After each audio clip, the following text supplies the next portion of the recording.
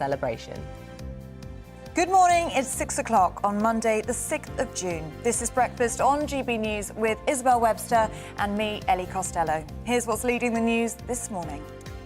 The Queen has paid tribute to the British people, telling them she was deeply touched by the outpouring of support over the course of the Platinum Jubilee. She capped off the 4 days of celebration with a surprise appearance on the Buckingham Palace balcony with members of the royal family.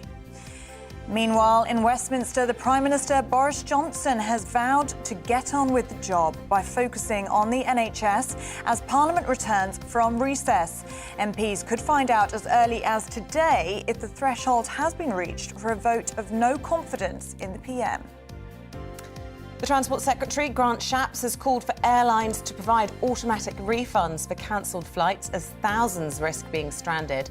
Holidaymakers have been warned that the travel chaos could continue into 2023. Well, you can join in any of our discussions this morning by emailing gbviews@gbnews.uk. We want to see your Jubilee pictures. Please keep sending them in. If you were at a street party or if you held a lunch, we want to see your pictures. So do make sure you send them in, and we will share as many as we possibly can this morning, won't we? Absolutely. Or if you're on the Mall at all over the weekend, send us your pictures, send us your experiences and your memories of Her Majesty. Send them in on Twitter to @GB News as well. And don't forget, you can also subscribe to the GB News channel on YouTube. It's completely free, and you'll find all the latest on the big stories everyone is talking about.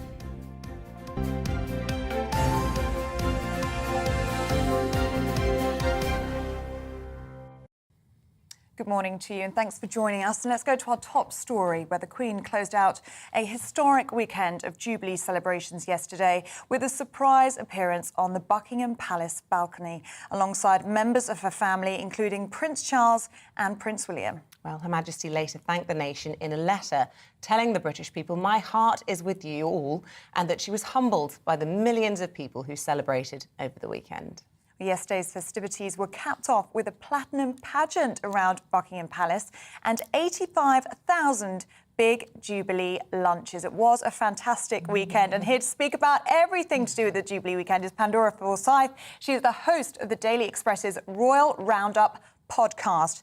Pandora, first of all, this outfit is very regal. Oh, thank you very much. Absolutely love it. How was your Jubilee weekend? Oh, it's fantastic. What did you get up to? It was a complete spectacle. I mean, I also, it was my birthday as well, so not to make it about me, but it was a brilliant weekend. Everyone got involved, even if you follow the royal family or don't.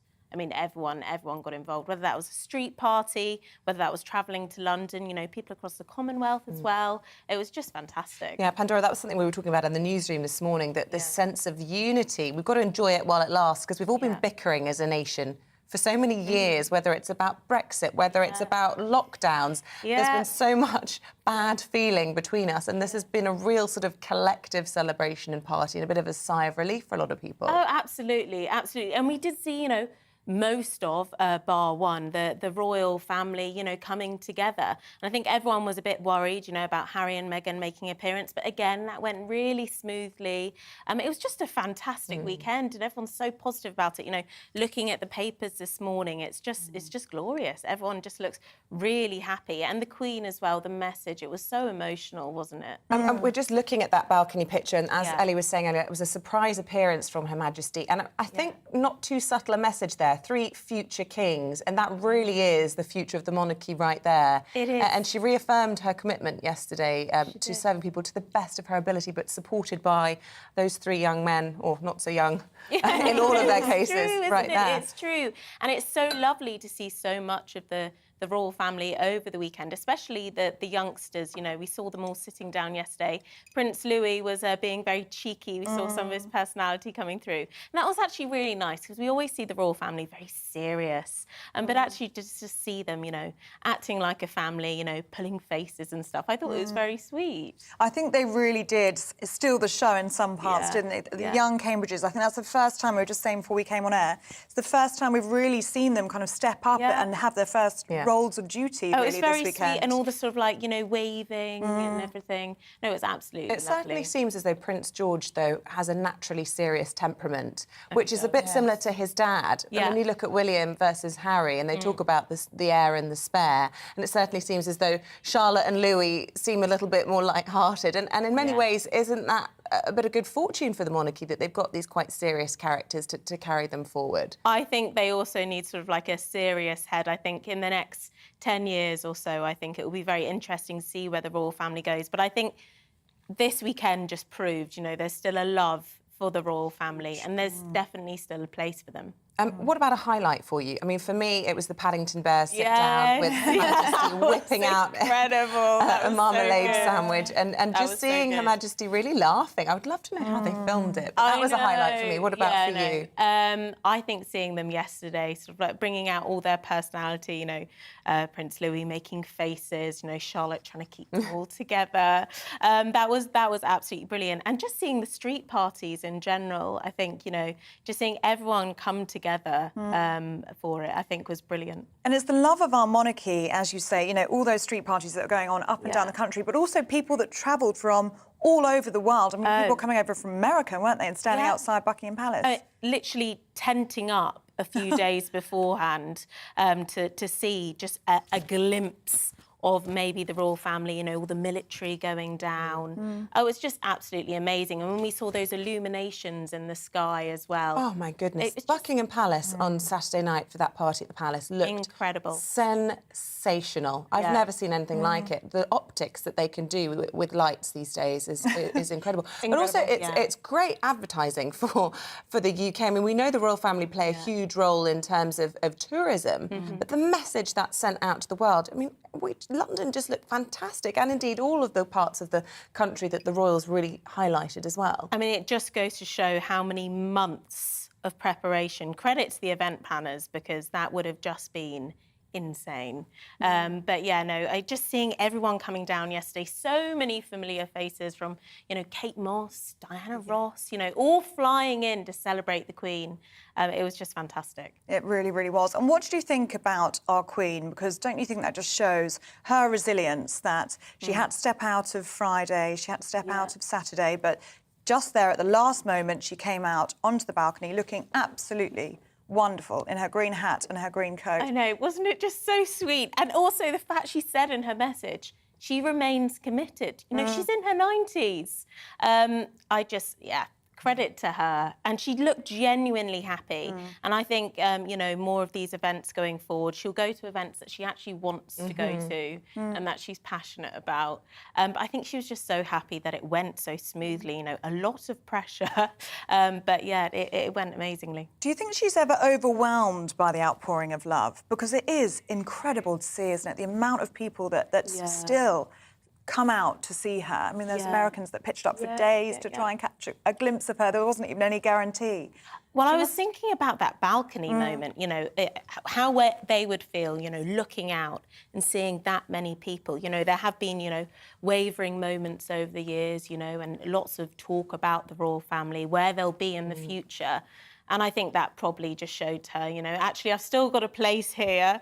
So yeah, no, I don't think she'd be overwhelmed, because I think that's all she's ever known, is serving, you know, serving the country and serving the Commonwealth. It's interesting when we sort of prepare for how we can expect, you know, her to reign for the next few years. Let's hope it is a few years, and whether she'll sort of be dipping in and out, as we seem to suspect she will. I was at the Epsom Derby on Saturday, which we were told she was watching from home. But I was told by organisers that ITV Racing had prepared a tribute to Her Majesty, but she asked them to move it to 2:50 p.m. so that she could watch the 3:06 at Doncaster. Only the Queen could do that. Let's just move national broadcasters just a few minutes, just so I can watch it. Oh, just incredible. And, you know, that is one thing that she's so passionate about. Such a shame we couldn't see her there. But also, you know, she's had a massively heavy weekend. I'm sure she's been glued to her TV. With tea coming constantly. Yeah, no, it was absolutely fantastic.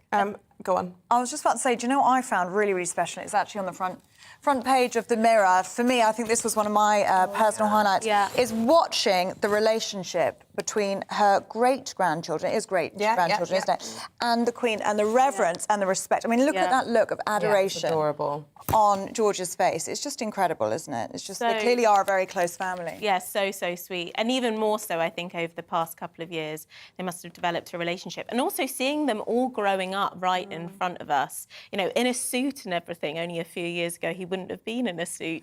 Yeah, it's been absolutely lovely. And sort of seeing the interactions between them. You know, they were, you know, live for about 3 hours yesterday on the TV. So lots of going back and forth. And I think you very much saw a glimpse of an inside look into their private. Absolutely. I mean, I've got children similar age, and I can't think of anything worse than having them on display in that way for several hours. And I actually thought it was really impressive the way Kate was trying to parent them in a very... She's so graceful, even so when elegant, she was gently tapping him, I'd be going, stop it. But they would, I just felt for them. And when Mike Tyndall was giving the eye to Louis, I just thought that was brilliant. I just have to ask you before we move on, one final thought. Do we believe Prince Andrew really had COVID? I think conveniently, yes. I think would probably be my answer. Okay. Yeah. Very diplomatic. Pandora Forsyth, always a pleasure. Thanks very much. Thank you so much. Thank you. OK, well, let's turn our attention to other matters now. A bit of politics for you. Of course, Parliament it resumes today. Recess is over. MPs all making their way back to Westminster as the Prime Minister, Boris Johnson, is reportedly preparing a policy fight back based around health and housing. Well, it comes amid speculation that the threshold has been reached for a vote of no confidence in the Prime Minister. An announcement is expected as early as this afternoon. Well, joining us now for more on this is Anvar Saragulov, the head of research at the Conservative think tank Bright Blue. Very good morning to you. Look, none of us can pretend to know what's gone on in terms of the 1922 committee. We just have to wait and see when it comes to that. But what we do know, the Prime Minister's coming out fighting, a whole host of new policies being announced today. Last time we did that crime week, it didn't go down very well. The Sue Gray report came out. Do you think that the NHS and some of these protocol announcements and housing announcements might do the trick? Well, I think what we've been seeing for the last couple of months now is a government which has been very much focused on kind of quite backward-looking policy rather than kind of forward-looking. I mean, for example, with stuff like the imperial measurements, of course, that is something that people have strong feelings about, but at the end of the day, it doesn't matter whether your petrol is measured in litres or gallons. If it is the price, it's rocketing, the price is rocketing, and that's what most people are caring about. So I think that the policy focus is good, but I'd really like to see more forward-looking policy thinking around how the Conservatives can really connect to voters of working age. Well, that's what the NHS announcements will be today, presumably, and also in terms of the right to buy announcements. Both of them will be hugely popular with the electorate.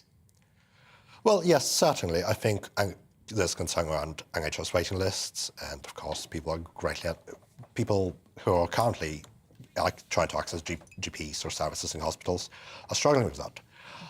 But I think there needs to be kind of more ambition and forward thinking, really, on policy. I mean, there's both for people on higher incomes, there's the fact that the tax system increasingly puts a burden on taxing people's income from work rather than income from wealth. For those on lower incomes, the housing stuff is not just about housing associations, it's about the poor rental sector and its poor quality, its expense, and its lack of accessibility. And of course, there's also the benefit system where the Tories keep being reactive rather than proactive. Anvar, Carrie and Boris were booed on Friday as they entered St Paul's Cathedral. I think we might have a clip of that, which we're going to play now for you.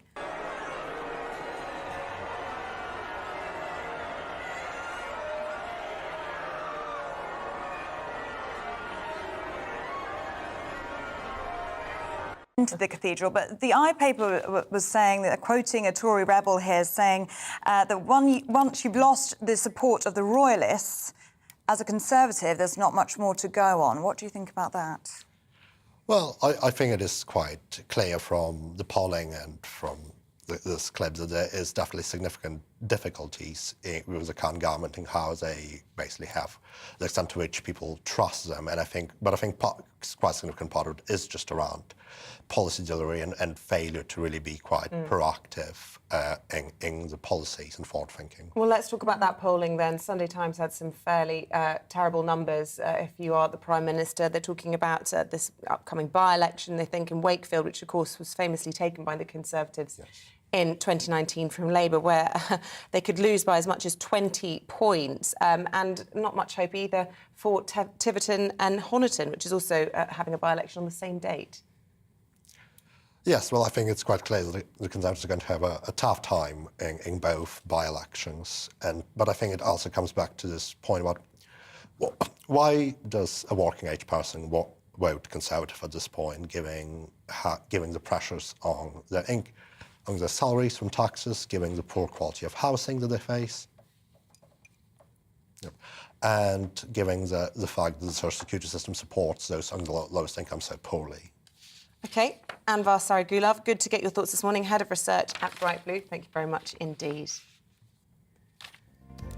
OK, with the time at 6:15, we're going to bring you up to date with the latest headlines. And the UK is to send its first long-range missiles to Ukraine. It's after Russia struck the outskirts of Kyiv yesterday morning for the first time since April.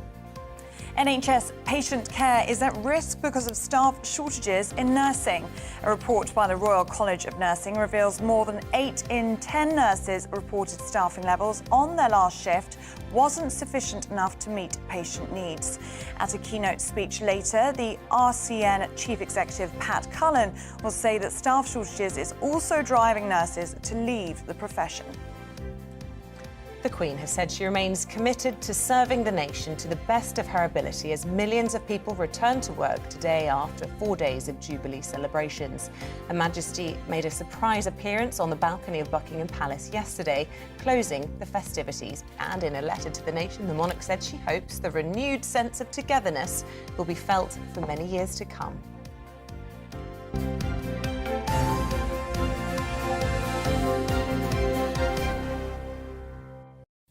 So how are you feeling this Monday morning? I suspect there might be a few sore heads after the street parties yesterday, after 4 days of celebrations. We would love it if you could send us in your pictures, your stories. How did you celebrate?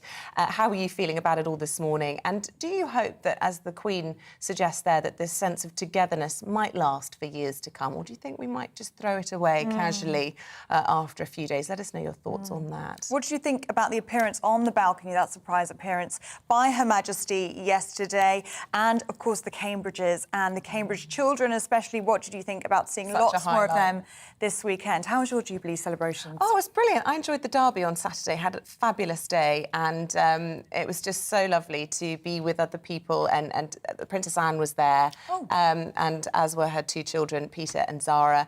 So they were representing the Queen, and they did a fabulous job as well.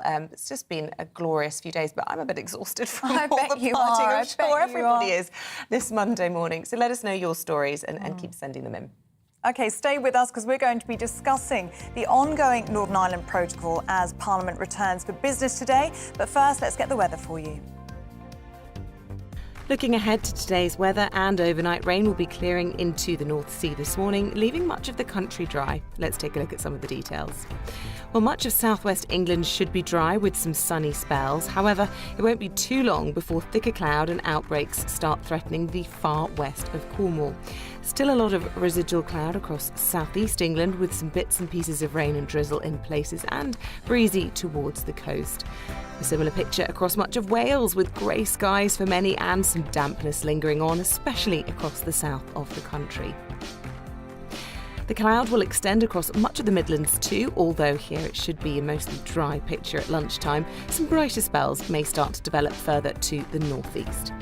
Northeast England should be into somewhat brighter skies, although a few patches of low cloud may continue to affect coastal areas where it will also be breezy and rather cool. Warmer inland in any sunshine. Then another pretty good days on the cards for most of Scotland again, with the best of the sunshine and highest temperatures eventually into the low 20s in places in central and western areas. And the same can be said for Northern Ireland, although a bit more cloud at times. That said, with light winds in the sunshine, it should feel pleasantly warm. A few showers this afternoon then, and some rain close to southwest England, but otherwise a mostly dry picture today. And that's how your weather is shaping up this Monday morning.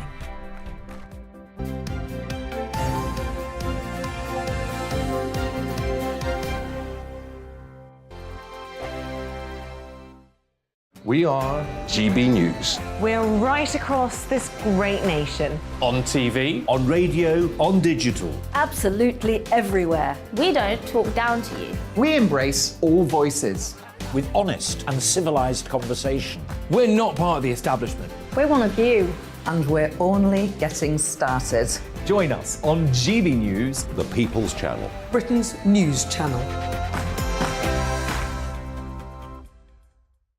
Every morning from 6 o'clock, we'll wake you up with GB News Breakfast with all the stories you didn't know from the night before. So whether it's serious news, entertainment, or your own views from all over our great nation, we're here to kick off your day with a smile. The national media should be reflecting and reporting what's happening here. You will notice the northwestern accents. Whether you're with us on TV, radio, or online, every morning, it's breakfast from 6 a.m. Hope you can join us.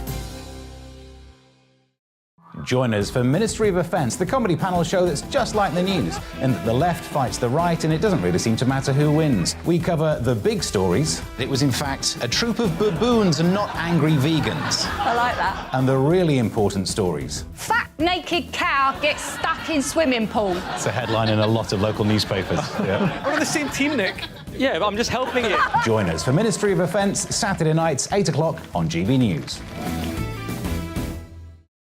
I'm Dan Wootton. Join me Monday to Thursday from 9 to 11 for the feistiest and most fun news debate on TV, where free speech reigns. I'll bring you a sharp take on the day's biggest stories, bombshell newsmaker interviews, and A-list guests. And I guarantee you, no spin, no bias, no censorship, and no reason to go to bed. That's Dan Wootton Tonight, Monday to Thursdays from 9 on GB News.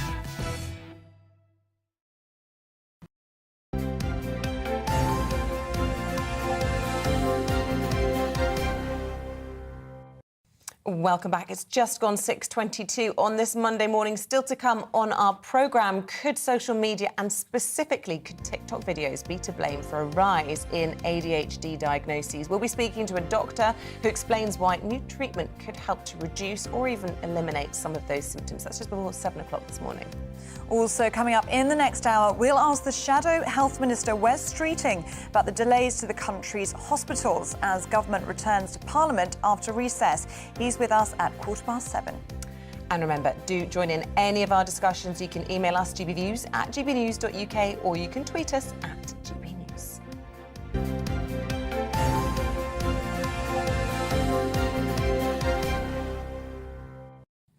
Yes, lots of you have been in touch about the Jubilee celebrations over the weekend. Do keep them coming, and we want to see your pictures as well. If you're at a street party or if you held a Jubilee lunch, if you're on the Mall, send us your pictures. We love to see them. Colin in Kent has written in to us. Good morning to you, Colin. He says, for my wife and I, it was a joy for the celebration of the only Queen we have had. Clue of our age, we're under 70. We enjoyed the Thursday night beacon lit in Marden in Kent, celebrating with our 50-day-old grandson, Zach. Secondly, cream teas, 1940s music tours on the Medway Queen paddle steamer in Gillingham. Saturday, Broadstairs with my mother-in-laws at a Jubilee party, and Sunday, TV time and the parade. It was a packed schedule for you, Colin. Do you know, that's how the whole nation's feeling this Monday morning. It's like, where have I been? What have I done? We're all exhausted. Gemma says, my favourite bit was a YouTube clip I saw where Charlotte conducted an orchestra and George was twiddling with the mixer. I thought that was they were in Cardiff, I think, on Friday or Saturday. I've lost track of the days, but Charlotte's got a great little personality, hasn't she? She's a little star. The children really came into their own this weekend. It was really nice to see their little personalities. Yeah, although as a mother, I did start to think it's going to be difficult to manage that. They'll go home and ask questions. Why are all these people looking at us? How do you keep them grounded? It's a challenge for William and Kate, but I'm sure they've got that under control. But it is difficult exposing children at that age to that kind of adulation. Anyway, it's lovely for us to see them. It's lovely for us. Well, they're almost like our children, aren't they? The nation's children. Kids. Yes, and we are very proud of them. I think they did great this weekend. They entertained us as well, which is nice. They did. And look, we're revelling in that sense of unity, but then we have to bring it down to reality and focusing on a bit of politics for you. This morning, Boris Johnson expected to announce new legislation this week to override the Northern Ireland Protocol. Yes, Liz Truss has said that it must be adjusted to work and Britain may be forced to act to protect its own interests. Well, meanwhile, Dublin is saying that it would be the first casualty of any trade war, but the EU are insisting there is no mandate for renegotiation. Dougie Beattie has this report from Dublin. Will you go, lassie, go? It is said that every city has a rhythm, and with that comes a soul. Dublin is truly the beating heart of Ireland, but as actions around the protocol escalate, it may well find itself under pressure. Dublin is a thriving, modern European city with close links to Britain, both historically and culturally, but most of all, economically. And in any trade war, that's what will be hit first. Paul McCullough is a Fianna Fáil TD from Finglas in Dublin. He believes trade went past any political barriers. Yeah, I can't remember whether it was our president or the Queen that put it, that there is a huge connection between Britain and Ireland, almost in spite of the political arrangements, that it was about people of those two islands, and that was about business too. Businesses traded with each other across the two islands, almost regardless of all of the political violence and also the political institutions and our own separation from the UK. And throughout all of that, free trade was a really important part. The new EU land frontier is all but invisible. But protection for the single market means Irish companies are turning from the UK and opting for European suppliers. So that border had to be somewhere. It's now in the Irish Sea, and that does cause problems with Irish companies dealing with Britain. But there is no protocol, there is unfettered free trade with European Union countries, and increasingly we're seeing Irish companies using the European Union more and more, whereas traditionally we'd use the UK. Ireland does recognise the need to negotiate and says legislation, or the threat of it, is not helping. If we can put aside the threat of legislation, if we can sit down at a table and we can try and reach a deal, we've always been able to reach a deal on this island when people are put around the table. If there's a trade war starts tomorrow and there is sanctions to be put against Britain, do you really think that Poland, Estonia, Latvia will sanction Britain? It's very clear that the European Union has stood by Ireland all the way through. I think they will look to Ireland and ask the question, what would you like us to do? And I think Ireland wants, at this point, a deal. So I don't want to talk about a trade war because Ireland doesn't want a trade war. I've said over and over, we lose more than anybody else in a trade war. We will feel that impact. So let's look at a negotiated settlement. I think the European Union will look to us, and at this point we're saying no trade war, we want a deal. As in any divorce, there's always unintended damage, and Ireland hopes to avoid being just that. Dougie Beattie, GB News, Dublin.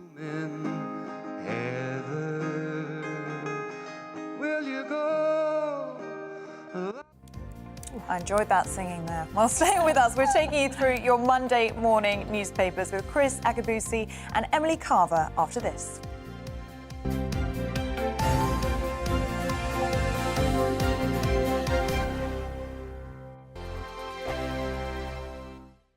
We are GB News. We're right across this great nation. On TV, on radio, on digital. Absolutely everywhere. We don't talk down to you. we embrace all voices.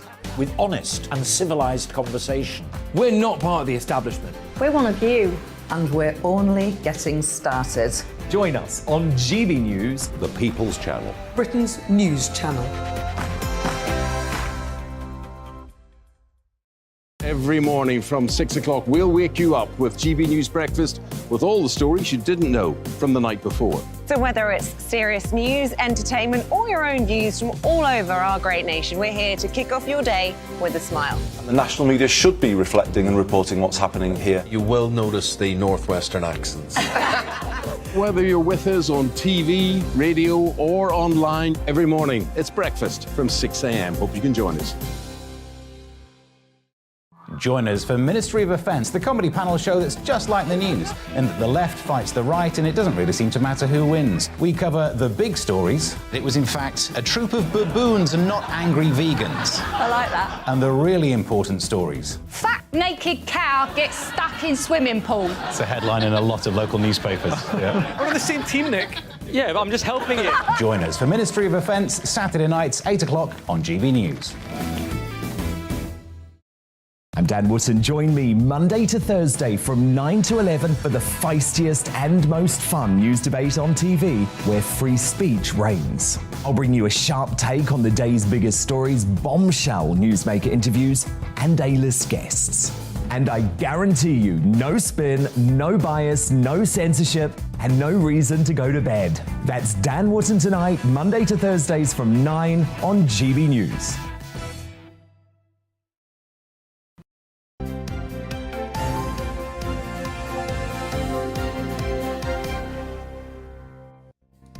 Welcome back. It's exactly 6:30. Let's bring you up to date with everything that's been going on today. The Queen says she remains committed to serving the nation to the best of her ability as millions of people return to work after the Jubilee celebrations. Her Majesty appeared on the balcony of Buckingham Palace yesterday, closing 4 days of festivities. In a letter to the nation, the monarch said she hopes the renewed sense of togetherness will be felt for many years to come. Commuters heading back to work in London after the bank holiday weekend have been advised to avoid the tube network today amid major strike action. Stations across the capital will be closed from 8 a.m. as members of the RMT Workers' Union walk out in a dispute over jobs and pensions. Transport for London's warned of severe disruption for 24 hours, but says some services will continue to run. The UK will send its first long-range missiles to Ukraine. This after Russia struck the outskirts of Kyiv yesterday morning for the first time since April.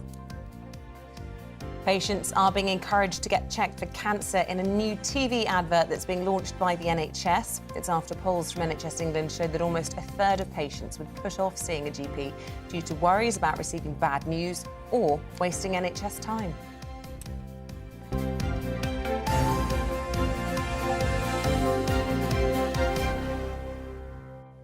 Well, there's pretty much only one picture or indeed one story on the front of most of the newspapers this morning, but let's have a good look inside the papers and indeed on the front pages. This morning we're joined by the Olympian Chris Akabusi, an all-round good fellow, and columnist and Conservative Home contributor Emily Carver. Very good morning to you. Thank you. Good both. morning. I know everyone's feeling a bit jaded this morning after all the celebrations, not just Nelly, but we're all sort of worn out. It's going to be a long week. Emily, should we start with the front of the Telegraph? You've chosen this, the comments made by the Queen yesterday. Really poignant message from Her Majesty. Yes, and the letter that she wrote to the nation, which I think hit exactly the right tone, thanking everyone up and down the country for the support and their kindness. She wrote, "While I may not have attended every event in person, my heart has been with you all." And this article in the front of the Telegraph does a really nice roundup of everything that's happened over 4 weeks, just condensed into a few hundred words. And that it writes, "It would have surely have been the pictures of thousands of street parties up and down the nation that gave Her Majesty the most pleasure by fostering kinship," as she put it. And it does seem like the Queen has done this perfectly. Yes, she wasn't able to be seen for those 2 days in the middle of the celebrations, but she was there to give her surprise appearance on the balcony yesterday, which everyone was very pleased to see. But it does look like we're going to have a very smooth transition to the next king of this country, and I think everyone will have enjoyed the events. Well, mostly everyone will have. Yeah, do you think there's a few people that won't have enjoyed it? Well, I think I've seen, you know, some nastiness on social media. The idea that the monarchy isn't there for everyone and it's not for people like me, that sort of thing. But I think, in my view, and I think a lot of people's view, it does seem like this Jubilee celebration has made a massive attempt to be for everyone. It's been multicultural. We saw at the celebrations in the pop concert just how diverse everything everything was there in the celebrations, because the Queen knows that the monarchy does have to appeal to everyone across the country. That means different ethnic minorities, that means young as well as old. So I think they've done that very well, but of course there will always be naysayers. Well, I think even if you're a staunch Republican, you've got to be grateful for a couple of days off work and Exactly. indeed a street party with your neighbours. What's not to love about that? And a 96-year-old woman and 70 years of service. I mean, you've got to respect that, haven't you? Well, Even if you are a staunch, you would think, wouldn't you? Chris, let's talk about that future of the monarchy then, because that's what's leading the times, isn't it? Yeah, it's a lovely picture. It's a picture on the balcony. You've got the Queen centred by her future and her progeny. I'm not quite at the Queen's age, but when I look at my own family, you know, I am always mindful that there's part of the journey that they're going to travel where I won't be there. And I do think about their future and what they're going to be doing. And so the Queen likewise. And she's flanked by, who will be King Charles at some stage, and his Queen Consort. And she's made it quite clear that she wants her to be the Queen Consort. And I have been very fortunate to meet the Duke and Duchess of Cambridge. And it's great to see them there with their family. And there's just a little gap, as if to say, not quite yet, but we are here, and this is the line. And then you've got, George? He'll be king one day. And so it is very clear, this trajectory. And Her Majesty, on the balcony, enjoying the celebration with her people, as always been said, all sorts of colours, creeds, orientations, just out there celebrating Her Majesty. Her knowing, yeah, we're in good hands, and they are in good hands. You know, the Duke and Duchess have got the very common touch, lovely people. They made a surprise visit. I think it might be a surprise visit to Ladbroke Grove. Yeah. You know, scene of our normal carnival.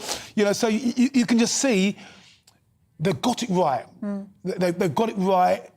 They are able to be with presidents and to be with us, the people, and it's just a lovely, lovely picture of the Queen, 70 years service to her nation. She pops out on the last minute and just says, job well done.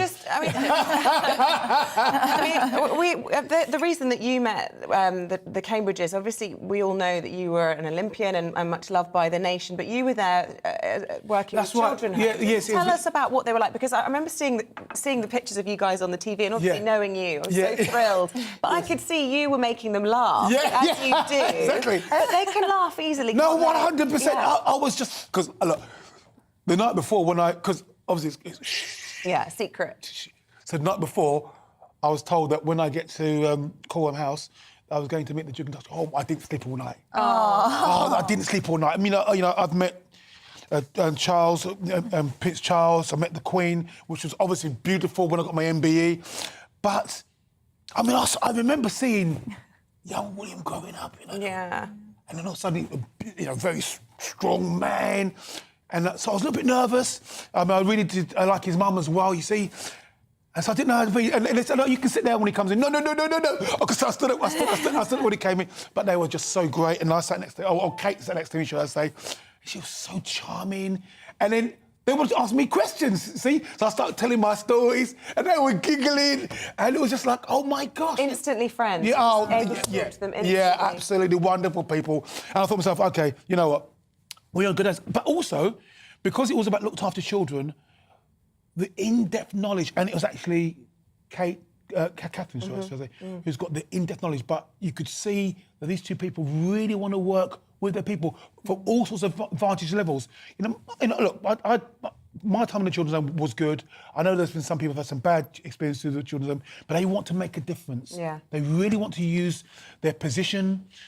Can I say their power? I mean, there's obviously power when you're with the agency, but their position and power for good.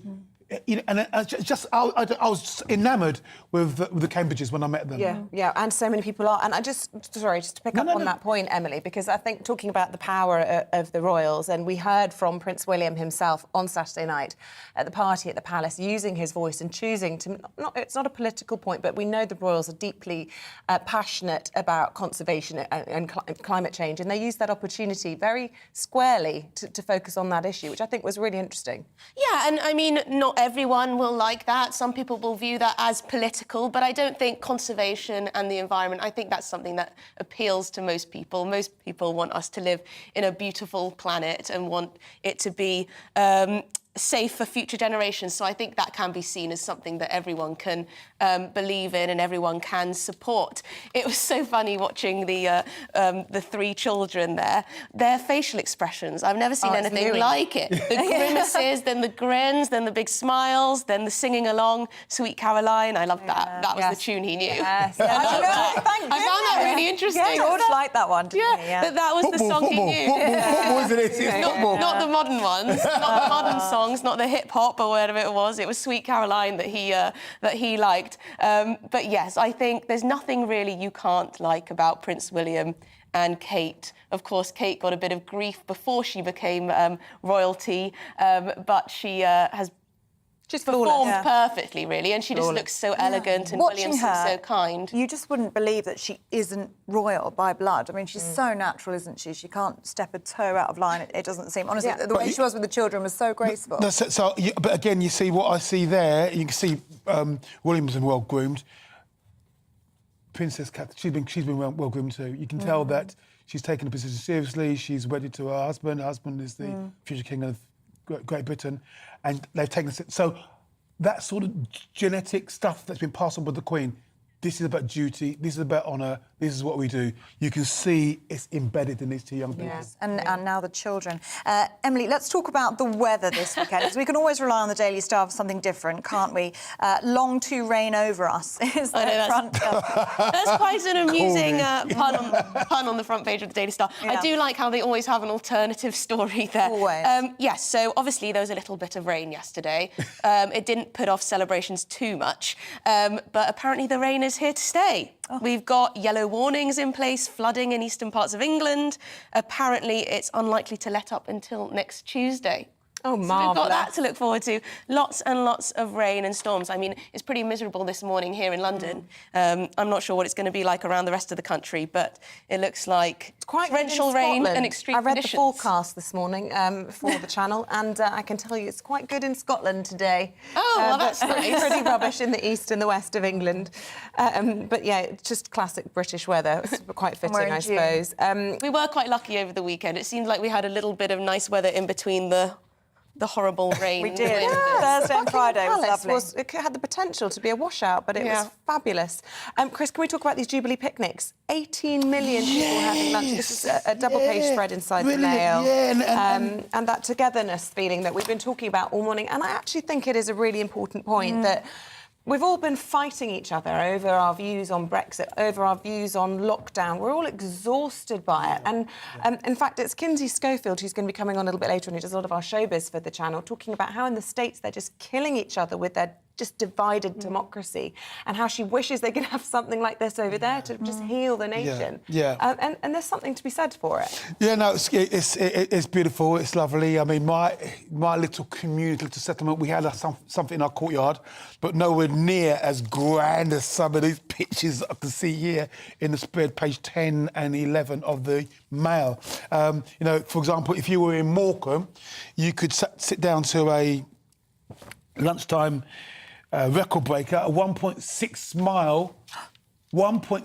miles, 5,000 people all sat down for their picnic lunch. And it's typical seaside, you know, you got the hats, those little pork pie hats, and you talk about the rain and the wind, you can see the winds flapping on there. So you got that. Or there's the alternative, there's in between Berkshire and Oxfordshire. Thank you very much! Boom! There we go.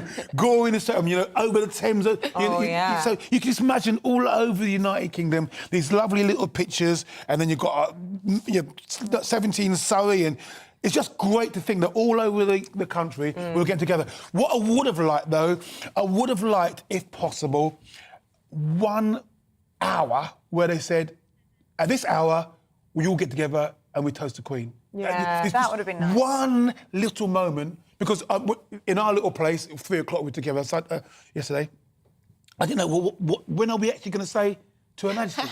You know, and there's no... I definitely toasted the Queen a few times over the weekend. Yeah. Starting on Thursday. But, you know, but one moment when you know 60 million people are actually there toasting Her Majesty. That would have been lovely. But, you know, I don't want to bring it down. It's great. It's beautiful. No, I agree. There's always things to learn for the next Jubilee. Look, we're really almost out of time, and I just do really want to squeeze this story in very quickly because it's on the tip of everyone's tongues this morning. Are we about to hear from Sir Graham Brady this morning? Rumour has it, social media's awash with it this morning, that he's due to make an announcement any moment to say that the threshold has been met for letters being submitted to the 1922 committee, which means a vote of no confidence will happen this week. Emily, what's your take on all of this? And rather than that, actually, what's the I's take on all of this as well? Well, yes, the I is saying that Conservative rebels, those who want to put in letters of no confidence, are accusing the whips of blackmailing and threatening them to try and keep them on side, to try and keep them on Boris Johnson's side. Of course, that's common practice whenever this sort of thing happens. There are a lot... Why they're called whips, no less. Yes, there are a lot of very angry backbenchers in particular who want to see Boris Johnson's head. I don't know whether it's going to... I think it's clear that it's going to go to a vote, but whether he survives that is very unsure because, of course, there are hundreds of MPs, Conservative MPs, and it may well be that he's able to continue on further, but it remains to be seen. But I think, as you mentioned before we came on, they're trying to sort of throw some red meat to the backbenchers to try and keep them on side. We know that the Rwanda immigration is going to go forward next week, I believe, so there'll be first people on planes to Rwanda. Of course, a lot of people are angry about migrant crossings, and then they've got more on the NHS, on the Northern Ireland Protocol, so there's all this trying to keep Boris Johnson in place, but it does seem like he may be on his last legs. Yeah, well, we'll reflect a bit more on that later on in the programme, but for now, Chris and Emily, thank you very much. We'll see you again in the next hour. Both of you. It's 6:45 exactly. Let's bring you up to date. The UK is to send its first long-range missiles to Ukraine. This is after Russia struck the outskirts of the capital Kyiv this morning for the first time since April. NHS patient care is at risk because of staff shortages in nursing. A report by the Royal College of Nursing reveals more than 8 in 10 nurses reported that staffing levels on their last shift wasn't sufficient enough to meet patient needs. At a keynote speech later, the RCN Chief Executive, Pat Cullen, will say that staff shortages is driving nurses to leave the profession. The Queen has said she's humbled and deeply touched by celebrations for her Platinum Jubilee and remains committed to serving the nation to the best of her ability. Her Majesty appeared on the balcony of Buckingham Palace as celebrations to mark her 70-year reign concluded. In a letter to the nation, the monarch said she hopes this renewed sense of togetherness will be felt for many years to come.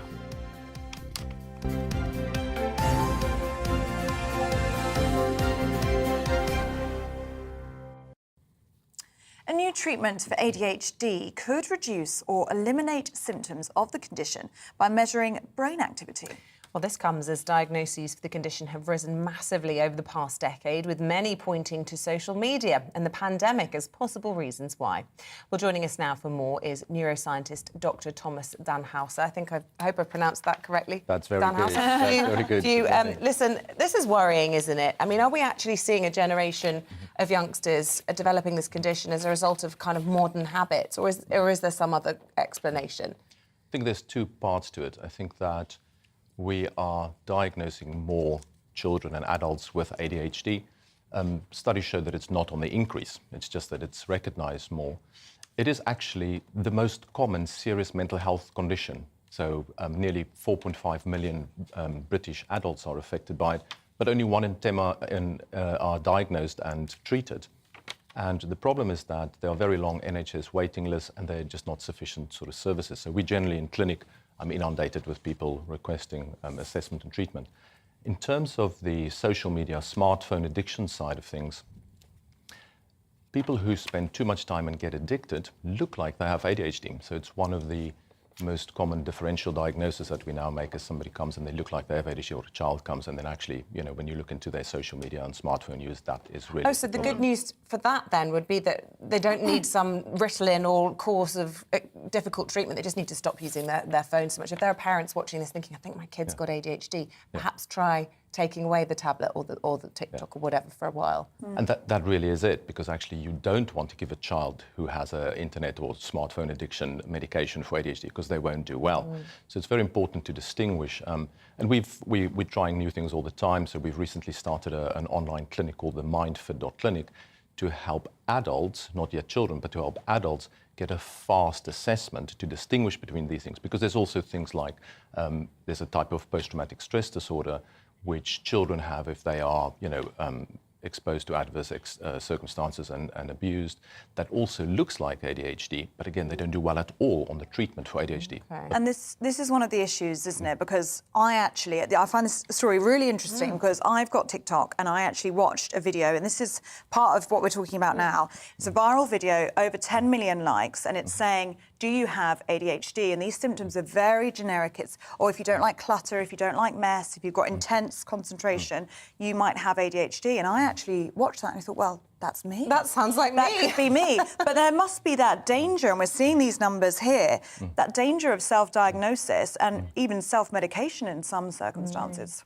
That's true, and if you go and do what most people do, they'll Google it and then see what they can do. And if you look at what's available online, it's, you get services, but it's not easy to make that first step. And that's what we've done with the mindfit.clinic.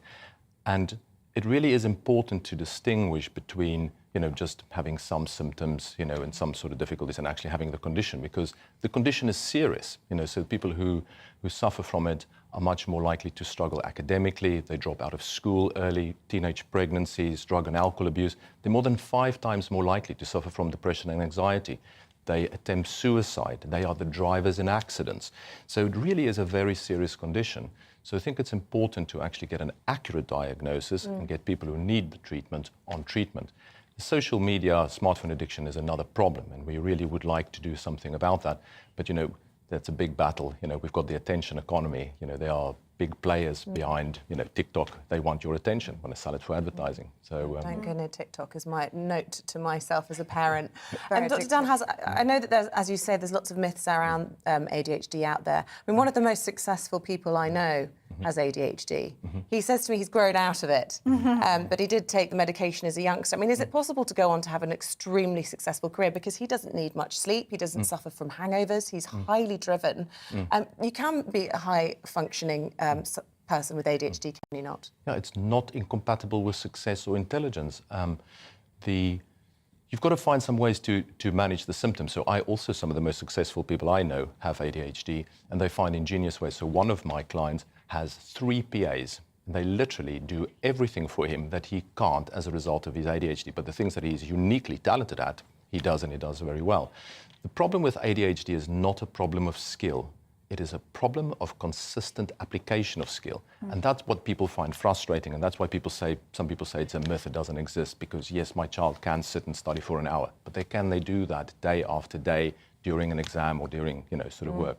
So that's what's frustrating, but it's not incompatible. And actually what's really good about the treatment, if we just talk about the common treatment that everyone knows about, the stimulant medication, if that works for someone, and it works for 90% of people, I mean, that's the paradox. It's the most treatable condition in psychiatry.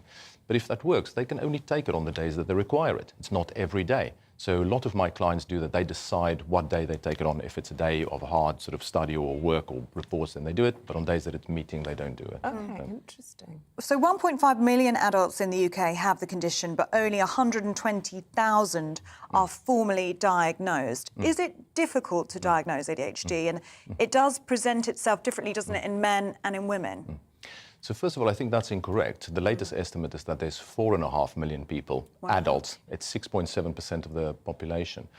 And it does require a psychiatrist at the end to make the final diagnosis. But what you can do is you can actually speed up the assessment part and get other people to help, psychologists, online assessments and things like that. But the difficulty is just in distinguish it from other conditions. So if somebody only has ADHD, I think that's easy to diagnose in a way. But the problem is we get people who come to us late because they were not diagnosed in school. So by that time, they're already addicted to things. They've had serious setbacks. So then you've got to distinguish it from someone who has maybe bipolar disorder or other things. Well, it's a fascinating field. Really good to get your thoughts this morning. Dr. Danhauser, thank you very much indeed for coming in and joining us. Thank you so much. OK, the Transport Minister Grant Shapps has called on airlines to provide automatic refunds to avoid travellers being stranded by flight cancellations. It comes amid warning that the travel chaos facing airports across the country could extend into 2023.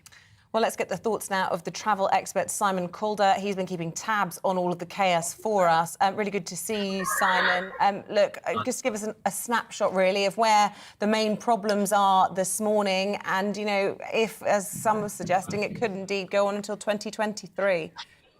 Well, what a good question. Yeah, OK, so we are seeing widespread cancellations again today, but the main problem, which we've seen all the way through the weekend, is EasyJet in and out of Gatwick Airport. Yes, we had particular problems actually at Luton yesterday with Wizz Air. That was due to an air traffic control failure, which saw a dozen flights diverted, including to places like Liverpool and Doncaster and France. And normally that would be absolutely the story of the day. But no, it was dwarfed by at least 80 cancellations on EasyJet, some other cancellations on Wizz Air, and as a result, tens of thousands of people this morning are stranded out of position, a long way from where they need to be. And of course, that is causing immense stress for people who are due back, whether that's to start work, some people even missing exams because they haven't been able to get back. And I'm afraid the on-the-day cancellations continuing today. People hoping to fly back from Venice, from Seville, from Malta, told in the last couple of hours, sorry, your flight isn't going. So interesting that Grant Shapps, the Transport Secretary, happened upon the idea of, oh, well, we'll make sure people get automatic refunds. They don't want refunds. They want to be flown home. Getting their money back is the least of their concerns. They just want to be on a plane. And I think what we will see this week is actually a number of airlines, starting with EasyJet, saying, yeah, we can't fly the summer that we promised, therefore we are actually going to be cutting back maybe 10 or 15%, and that will include telling people with holidays booked in July and August, sorry, your flight isn't going to be going, but we can move you 2 or 3 hours either way. That's going to be better than people finding out while they're at the airport at the departure gate, your flight's not going anywhere. Simon, lots of chaos for lots of people that have been stranded, especially coming back after the half term. I've actually got a friend who had a Wizz Air flight cancelled yesterday. They spent the last 24 hours on trains across Europe trying to get home. But what are passengers' rights when it all goes wrong, Simon? What can people do? They're very, very clear, and that's the scandalous thing, that they're not really being enforced. So as soon as your flight is cancelled, the airline has to do everything it can to get you to your destination on the same day, if that is at all possible. Now, I've heard multiple stories on many airlines where there's nobody at the airport. They just get a message saying, right, go online, rebook your flight. There's not another one till Wednesday or Thursday. That's because the airline wants to keep your money and it doesn't want to have to buy a ticket on another airline. However, it is your absolute right to have that ticket on another airline, if there is one going, or indeed in the case of your friend, get trains across Europe. The airline is going to be getting the bill for that. On top of that, you've got to have hotel accommodation until you can be properly on your way. And then there's the matter of cash compensation, although not everybody who had their flight cancelled this weekend is going to qualify. We did actually also have some pretty awful weather and some air traffic control restrictions. But the main thing is the airline has to help you to get back and pay for another ticket on another airline if need be. Of course, those people who do make it back may then face problems with the tube for the next 24 hours, but we haven't got time to talk about that now. Simon Calder, lovely to have you on. Thank you very much indeed. And for those of you at home interested in that tube strike, we'll be talking about that a little bit later on in the programme. Do stay with us. We've got plenty more coming your way at 7 o'clock. We'll be talking a bit more about the Queen's message to the British people and the future of the monarchy. That's after this.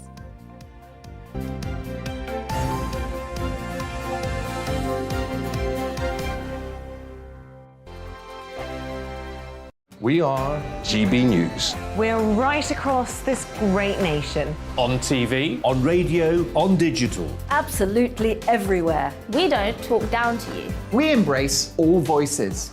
With honest and civilised conversation. we're not part of the establishment. We're one of you. And we're only getting started. Join us on GB News, the People's Channel, Britain's news channel. Every morning from 6 o'clock, we'll wake you up with GB News Breakfast with all the stories you didn't know from the night before. So whether it's serious news, entertainment, or your own views from all over our great nation, we're here to kick off your day with a smile. And the national media should be reflecting and reporting what's happening here. You will notice the northwestern accents. Whether you're with us on TV, radio, or online, every morning, it's breakfast from 6 a.m. Hope you can join us.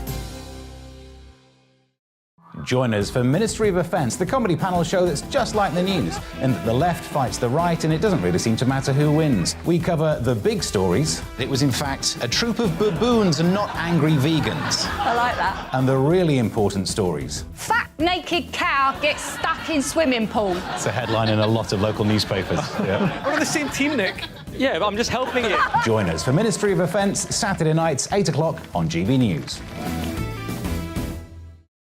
I'm Dan Wootton. Join me Monday to Thursday from 9 to 11 for the feistiest and most fun news debate on TV, where free speech reigns. I'll bring you a sharp take on the day's biggest stories, bombshell newsmaker interviews, and A-list guests.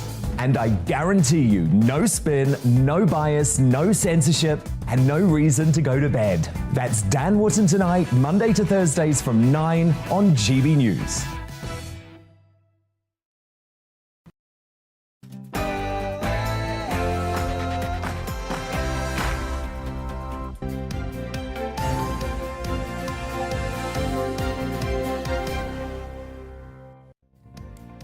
The Queen pledges to continue to reign with the support of her family as a grand pageant and 85,000 Jubilee lunches close 4 days of royal celebration.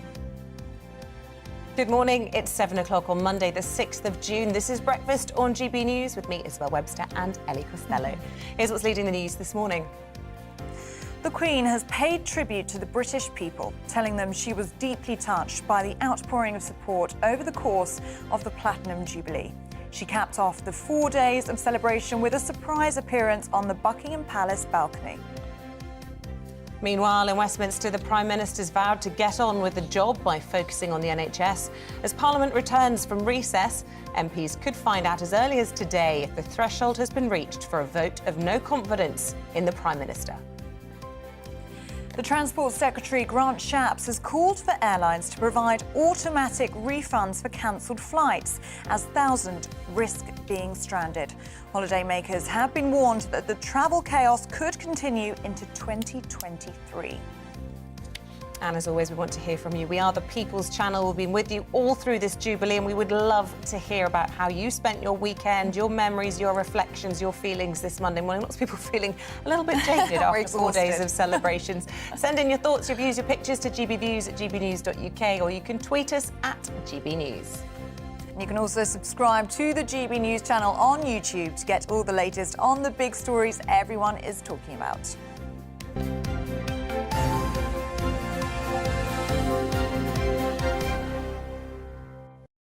So our top story this hour, and the Queen has closed out a historic weekend of Jubilee celebrations yesterday with a surprise appearance on the Buckingham Palace balcony alongside 3 future kings, including Prince Charles, Prince William and Prince George. She later thanked the nation in a letter telling the British people that she will continue to reign with the support of her family and that she was humbled by the millions of people who celebrated over the weekend. Well, yesterday's festivities were concluded with a platinum pageant around Buckingham Palace and 85,000 big Jubilee lunches. And we can speak now to Pandora Forsyth, the host of the Daily Express's Royal Roundup podcast. Pandora, lovely to see you this morning. Hello. Not looking a bit jaded after all the days of celebrations. I don't know how you've done it. But can we just reflect, first of all, on Her Majesty appearing in all her, what would you call that, emerald glory on the balcony yesterday. And a really strong message, not just in the fact that she was flanked by the 3 future kings, but also in the letter that she released to the public. She did. She said that she was still committed in her 90s. She's across every single front page today. I can't imagine any of her team will be upset with any of the coverage. It's been extremely positive. Everything went very, very smoothly over the weekend. I think, you know, there was a bit of a worry with the Sussexes coming back. But because we only saw them once, and they were obviously at a very different part of sort of like the walk through at St Paul's, that I don't think there was too much coverage, so nothing really to worry about. Bit of a mixed reception, though, for the Sussexes. Is that fair to say? Yeah, I mean, that is definitely fair to say. There was a mix of cheers and boos. So we do know the Sussexes do divide people after stepping down. So no matter what they do, it does seem it would upset someone. But yeah, we only did see them once publicly. I'm sure that they had private meets as well, but no, we only saw them once publicly. And we didn't see William, and we're just seeing them there on the screen there, Harry and Meghan, hand in hand, very united front between the two of them. Harry, perhaps looking a little bit nervous, would you say? How do you think they both felt kind of coming back into the fold? I mean, it was very interesting, wasn't it? They obviously, you know, be told to keep a low profile, and that's exactly what they did. I can imagine it was slightly nerve-wracking going down there, but then again, you know, they're used to Hollywood, they're used to California, they're used to, you know, big, you know, public receptions, so I'm sure they'll be absolutely fine. And then they went straight off to the cottage, and then obviously it was Lilibet's birthday, had a small do there. I think the Tyndalls children, they went to there as well. So, yeah, I think they kept a very private affair, but they literally came in and then went back. They didn't even see the end of the pageant. They were already on the private jet back to California. Yeah, and no sign of Prince Andrew. He also had COVID. And really, as you say, that's all played out quite well in terms of being able to focus on who are, frankly, the superstars of the royal family. The kids, an absolute highlight for me. And I know that, you know, as a mother of children the same age, I know how hard it is to keep them in check. Hats off to them. And little Prince Louis has stolen my heart. I don't know about you. Oh, so sweet. We got some really, really good insights, you know, blowing faces at one another. You know, Kate really trying to keep a lid on things. You know, he's very smiling, like, keep it together. Lots of treats at home, I can imagine. And it was very funny, you know, Mike Tyndall behind as well, with the eyes. And also Charlotte, we did see a bit of the personality coming through, very much sort of trying to also take control of the situation, sort of like trying to keep her brothers in check. So, no, it was very, very sweet. We saw a very good glimpse of their private life, which, you know, as children, we don't expect to see everything that they do. But I think that was really nice for the public as well. Yes, and as a nation, it is so lovely to see them conducting themselves like a family, you know, to see the great-grandchildren interacting with their great-grandmother, so much adoration on their faces for her. It really is lovely to see them behaving like that, isn't it? After some quite difficult years, really, for the royal family. Really difficult years. And I think this was the first time as well that they sort of saw sort of what family they're actually sort of like born into, the depth of it. I think they're all at an age now, especially the elder ones, they can kind of see, you know, on that balcony. I thought they, you know, I think they very, you know, like to keep them away from the public eye and let them be children. But I think that would have been a bit of a moment as well. And to see all of the love for their granny as well, I think that would have been absolutely lovely for them. And also probably a bit daunting. Yes. Yeah, but they're taking it all in their stride, I have to say. What about highlights? For me, I love the Paddington Bear sequence with Her Majesty, showing a bit of her personality as well, aside showing the playful great-grandmother of the nation that we all know she is behind closed doors. And also, I have to say, the illuminations. It was during Alicia Keys' set when the palace went up in flames, but it was about the only scenario where you could see that and know that no one's panicking.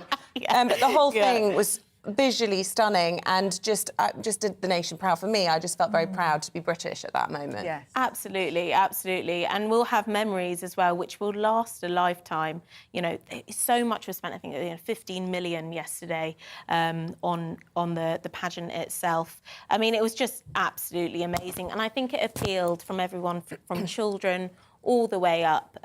So, yeah, no, it definitely had... There was something in the weekend for absolutely everybody involved. And I think Thursday especially just stood as a reminder, sorry, my voice is going, stood as a reminder that we are the best at pomp and pageantry. Oh, we the certainly Brits are, do it yeah. best, and I really do think we did ourselves proud. Oh, we did.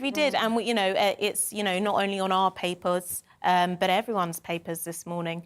And I'm sure the Queen will be thrilled. I think she probably needs a couple of days of rest now, but I'm sure we'll hopefully be seeing more of her. I was lucky enough to be in a box at the Epsom Derby on Saturday, and the Princess Royal, who was representing her mother there, along with her 2 children, came in to say hello to lots of the dignitaries in the box. And I got this close to getting the royal handshake, and a waiter came and stepped in front of me and started trying to take my coffee cup, which I'd put down on purpose so I had a hand free to shake her hand. So no sooner had I put my coffee cup down, and it was the politest scrum you've ever seen, because as journalists, we're used to a media scrum. Everybody was trying to get in position, and I just wanted to elbow him out of the way. I got that close to shaking the Princess Royal's hand, or curtsying for her. But anyway, that was my brush with the royals. I was ready for my curtsy. Hopefully another time. Yeah, exactly. Thank you very much, Pandora. We'll see you again. Thank you, Pandora. Now, Boris Johnson is reportedly preparing a policy fight back based around health and housing as Parliament returns from recess today. Well, it comes amid speculation that the threshold has been reached for a vote of no confidence in the Prime Minister, with an announcement expected potentially as early as this morning. Well, let's speak now to political commentator and former Conservative MP Michael Brown, who joins us in the studio this morning. Look, we've talked endlessly about the position of the Prime Minister in recent months, but it feels like, and it certainly seems from the political insiders who are commenting on social media this morning, that we can expect to hear from Sir Graham Brady this morning that the threshold has been met for this vote of no confidence. Is that what you're hearing? It sounds, Isabel, as though the threshold has been probably met, and if not this morning, over the course of the next 2 or 3 days, when Sir Graham chooses to actually open any post that he gets over the next few hours. And I think the Tory party is in a dreadful state at the moment because they're in utter disarray and checkmate. I get very nervous, though, about the idea of Prime Ministers being sacked by anybody other than the voters.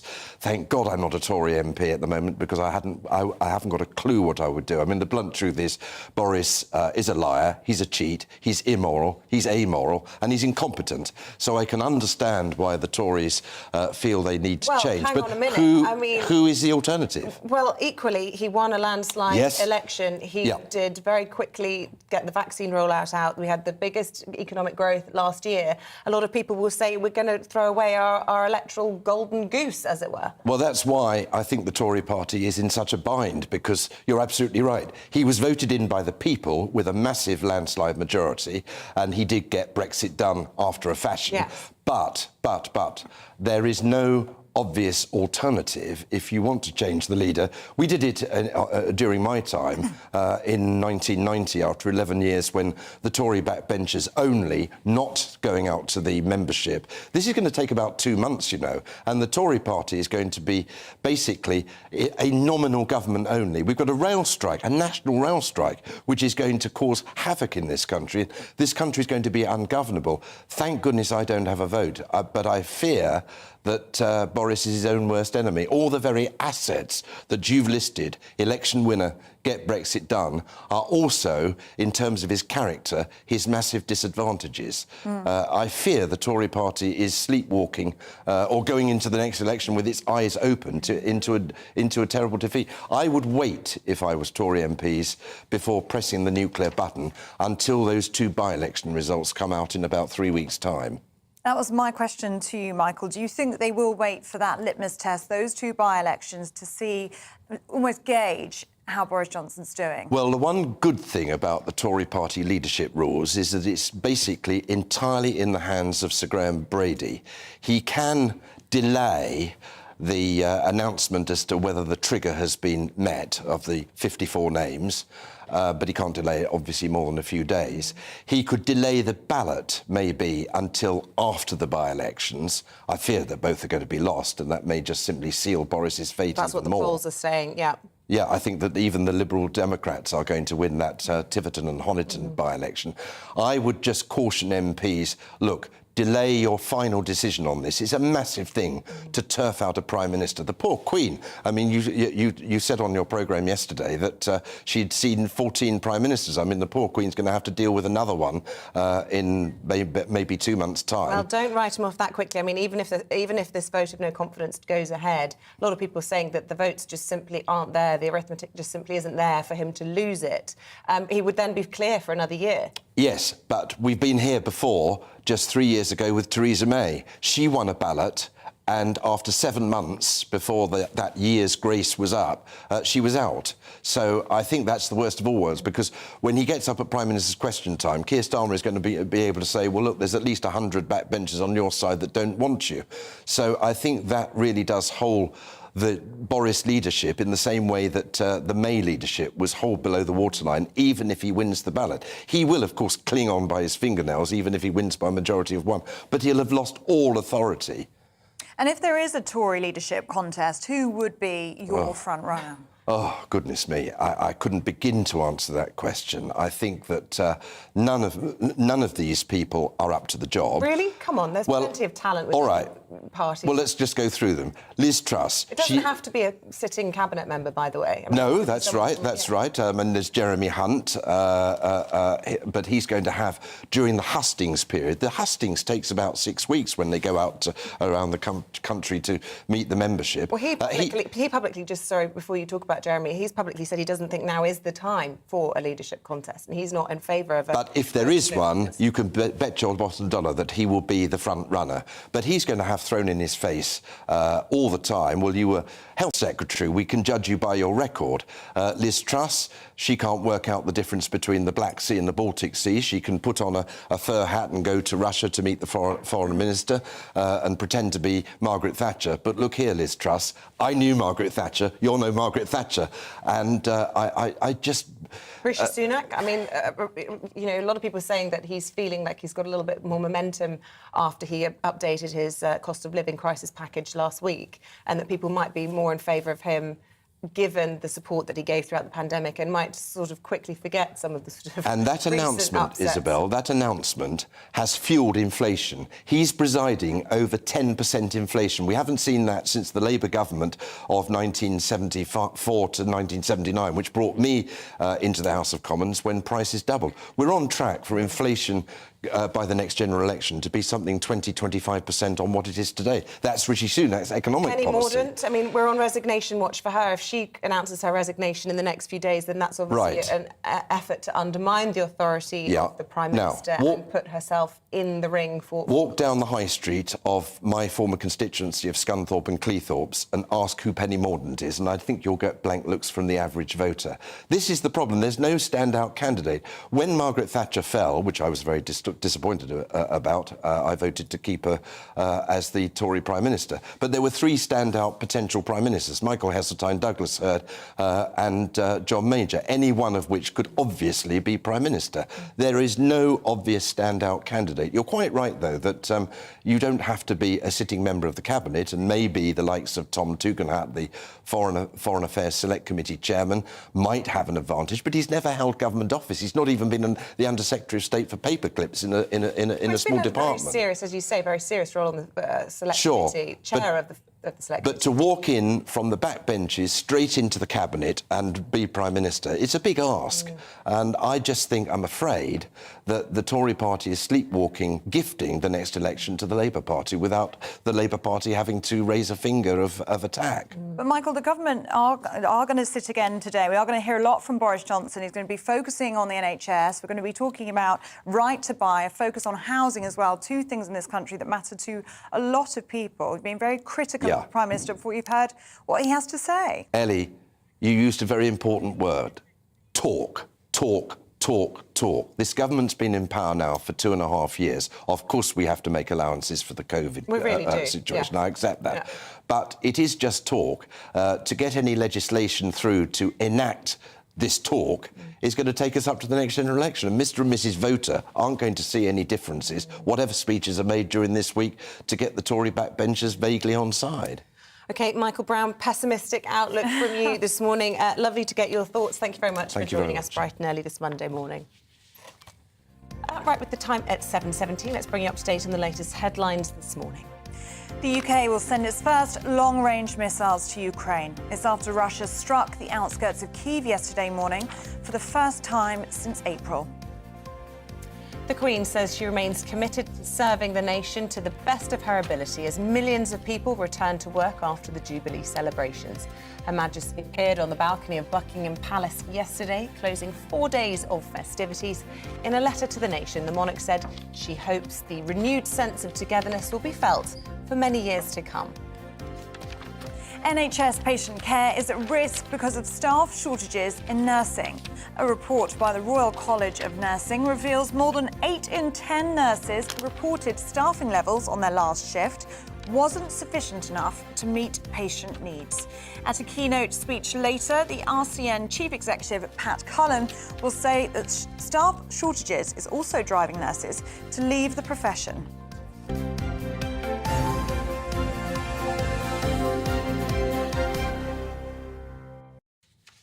Now, the Labour Party has written a letter to the National Audit Office asking them to launch an investigation into the delays to the Department of Health's new hospitals programme, which was announced in 2019, and promised to build, extend or refurbish 40 hospitals. Well, we can now speak to the Shadow Health Secretary, Wes Streeting. Good morning to you.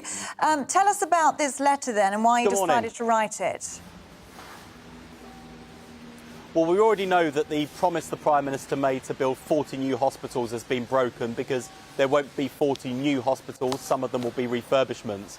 But we're really concerned by the delay even to those refurbishments. If you take Whipps Cross Hospital, one of my local hospitals, for example, suffers severe flooding, big disruption last year, huge challenges in terms of patient care, should be at the top, or if not near the top, of that list of 40 refurbishments. Still no idea when they're going to get the investment that's been promised. The plans are ready, but the investment isn't coming through. And the challenge, I think, is twofold. One is this is costing patients dear in terms of their health care because they're being treated in dilapidated, unsuitable conditions.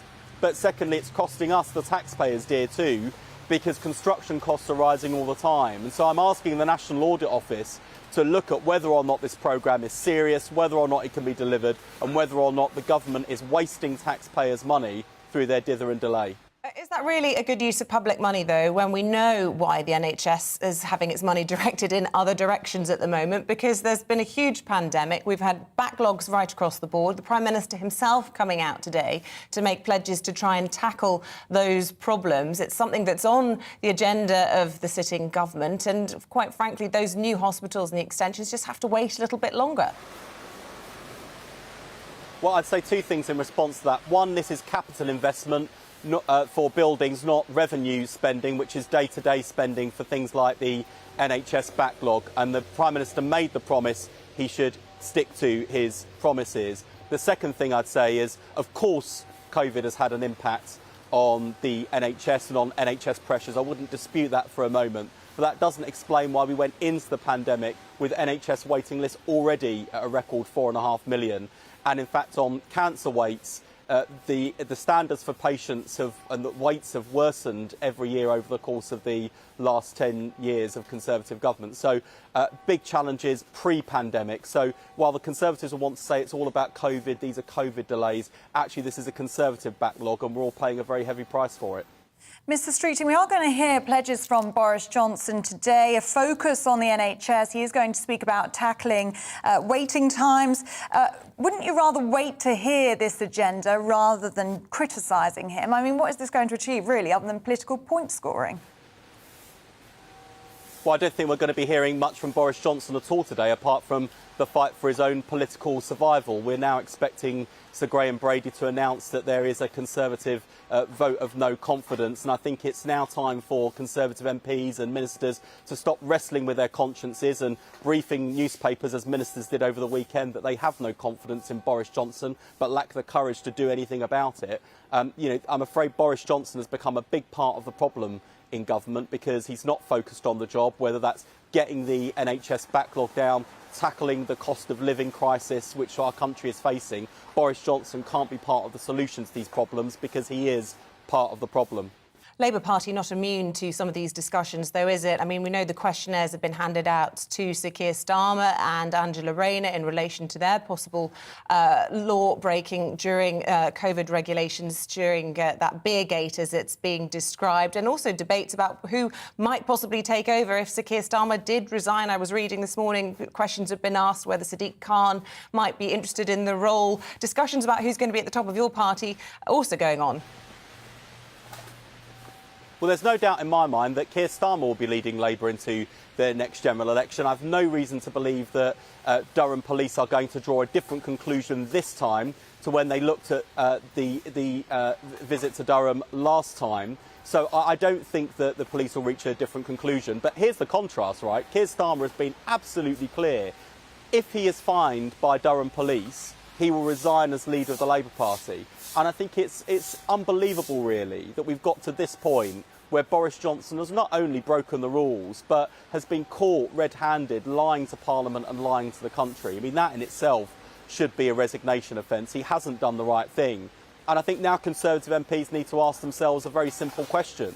Are they really telling the voters that Boris Johnson is the best that the Conservative Party has to offer? Or are they going to give the country better leadership? You know, the country deserves better leadership. I hope it will be provided, but there's certainly better leadership will be on offer at the next general election from Labour in the form of Keir Starmer. Well, many people do say that Sir Keir Starmer is not a very inspiring leader. Many papers actually name you as the saviour of the Labour Party, the politician that they need right now.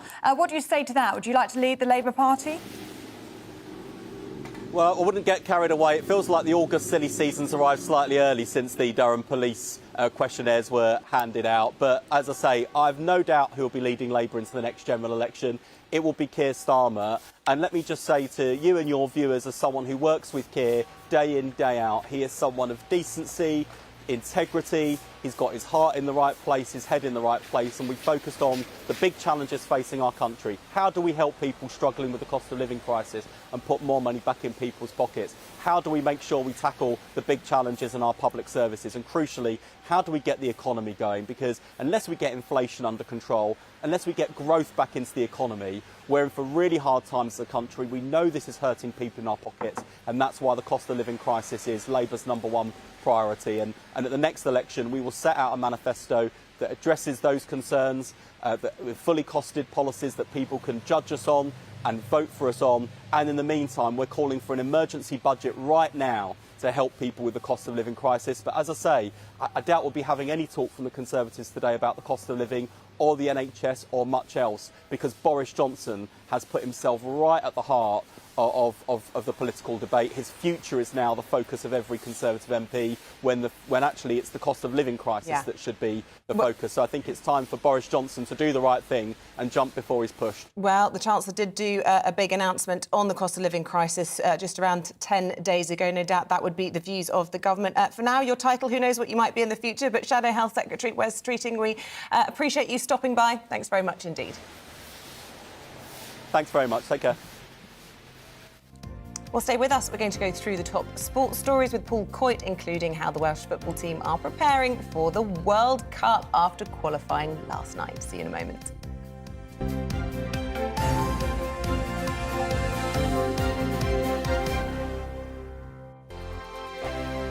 We are GB News. We're right across this great nation. On TV, on radio, on digital. Absolutely everywhere. We don't talk down to you. We embrace all voices. With honest and civilised conversation. we're not part of the establishment. We're one of you. And we're only getting started. Join us on GB News, The People's Channel. Britain's news channel. Every morning from 6 o'clock, we'll wake you up with GB News Breakfast with all the stories you didn't know from the night before. So whether it's serious news, entertainment, or your own views from all over our great nation, we're here to kick off your day with a smile. And the national media should be reflecting and reporting what's happening here. You will notice the northwestern accents. Whether you're with us on TV, radio, or online, every morning, it's breakfast from 6 a.m. Hope you can join us. Join us for Ministry of Offence, the comedy panel show that's just like the news, in that the left fights the right and it doesn't really seem to matter who wins. We cover the big stories. It was in fact a troop of baboons and not angry vegans. I like that. And the really important stories. Fat naked cow gets stuck in swimming pool. It's a headline in a lot of local newspapers. Yeah. We're on the same team, Nick. Yeah, I'm just helping you. Join us for Ministry of Offence, Saturday nights, 8 o'clock on GB News. I'm Dan Wootton. Join me Monday to Thursday from 9 to 11 for the feistiest and most fun news debate on TV, where free speech reigns. I'll bring you a sharp take on the day's biggest stories, bombshell newsmaker interviews, and A-list guests. And I guarantee you, no spin, no bias, no censorship, and no reason to go to bed. That's Dan Wootton tonight, Monday to Thursdays from 9 on GB News.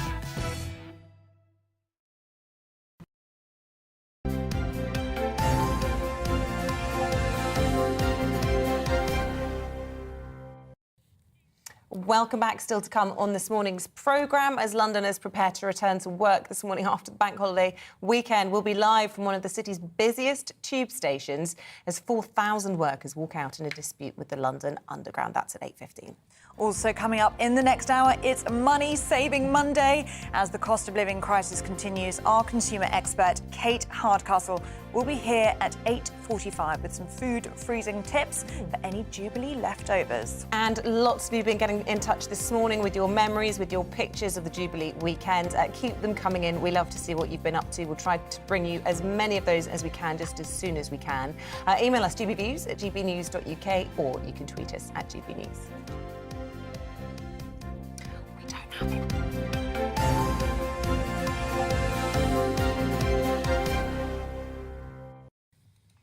But first, it's time for all the biggest sports stories with Paul Coit. Paul, we have to talk about the football last night. Yes, Wales we do. Coming through. Wales, Amazing. it's amazing. First time in 58 years that Wales have qualified for the World Cup finals.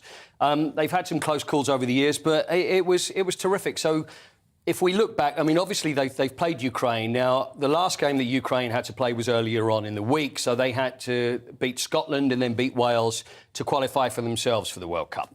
Now, some people have been saying that Ukraine should be allowed to go straight into the World Cup finals because, therefore, it keeps the whole war in everybody's consciousness and the story is out there.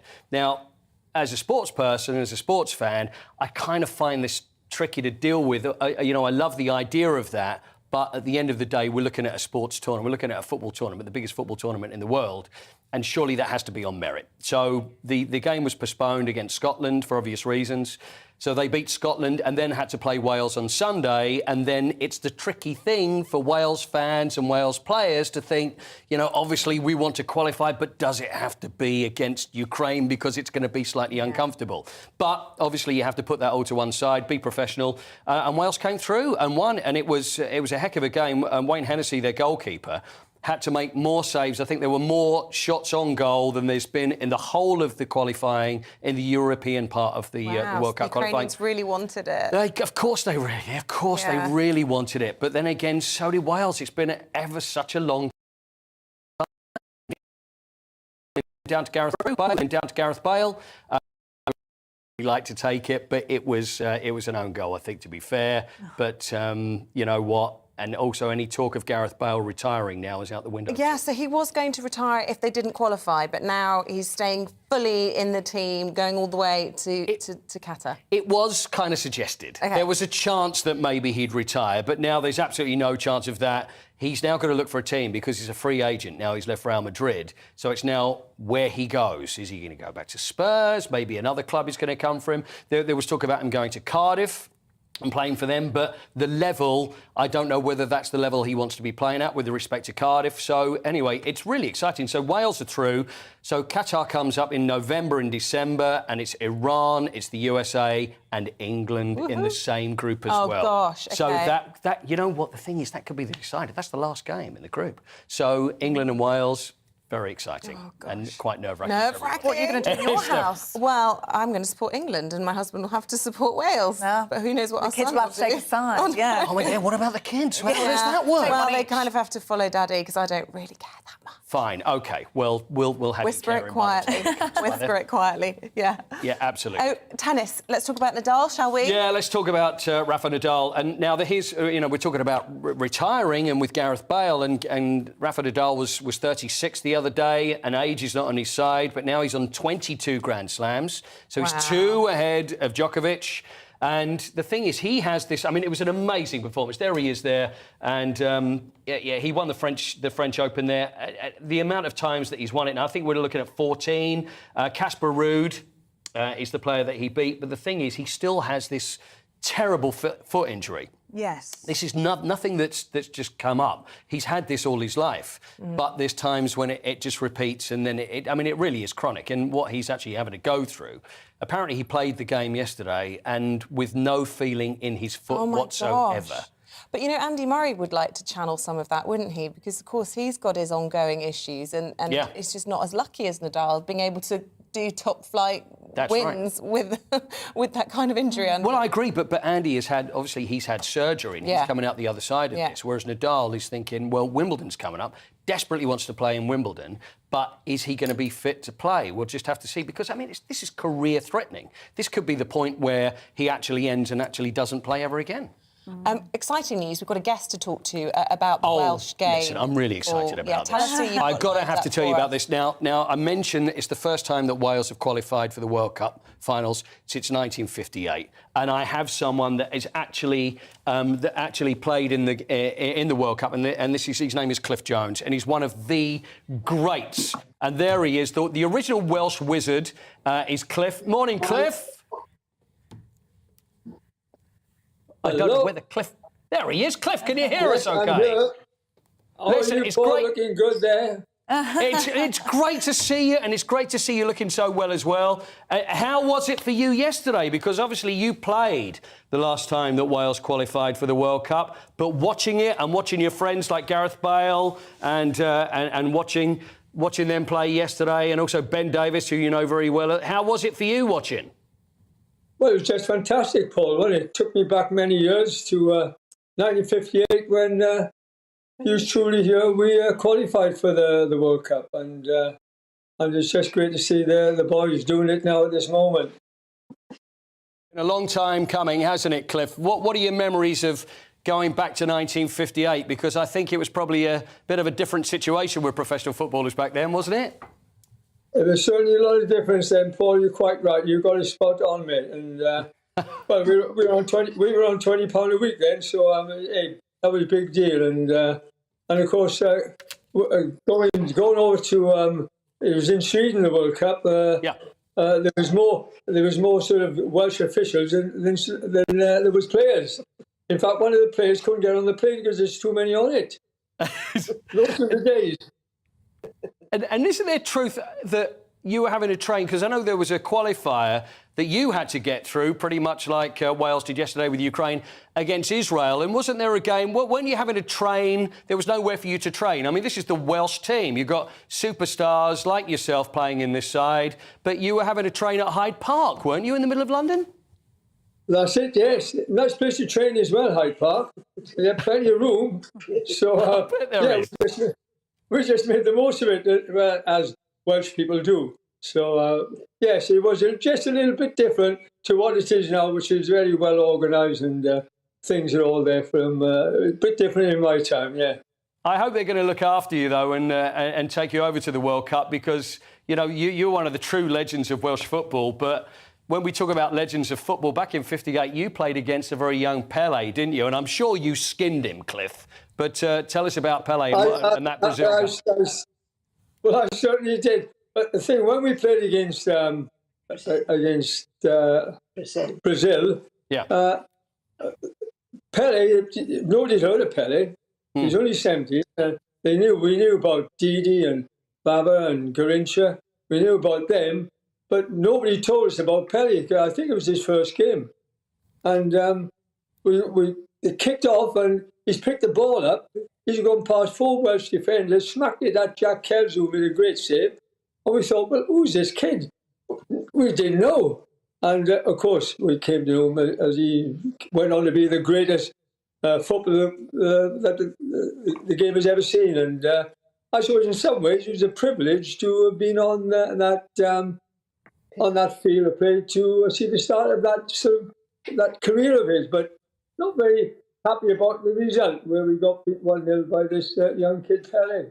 Sure, but they did go on to win it as well. And you talk about privilege, and it's our privilege that we get to speak to you, Cliff, a true legend of the game. You know, I know Gareth Bale says that about you. You were the original Welsh winger from '58, and it's great that finally Wales are back there in the World Cup finals. So I look forward to seeing you support them, and it's always good to speak to you, and take care of yourself.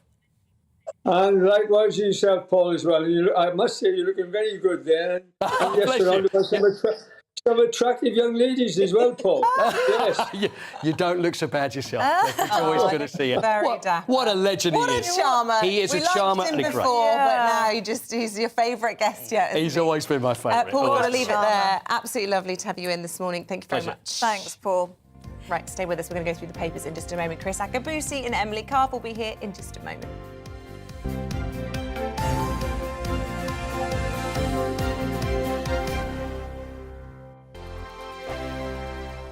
We are GB News. We're right across this great nation. On TV, on radio, on digital. Absolutely everywhere. We don't talk down to you. We embrace all voices. With honest and civilised conversation. we're not part of the establishment. We're one of you. And we're only getting started. Join us on GB News, The People's Channel. Britain's news channel. Every morning from 6 o'clock, we'll wake you up with GB News Breakfast with all the stories you didn't know from the night before. So whether it's serious news, entertainment, or your own views from all over our great nation, we're here to kick off your day with a smile. And the national media should be reflecting and reporting what's happening here. You will notice the northwestern accents. Whether you're with us on TV, radio, or online, every morning, it's breakfast from 6 a.m. Hope you can join us.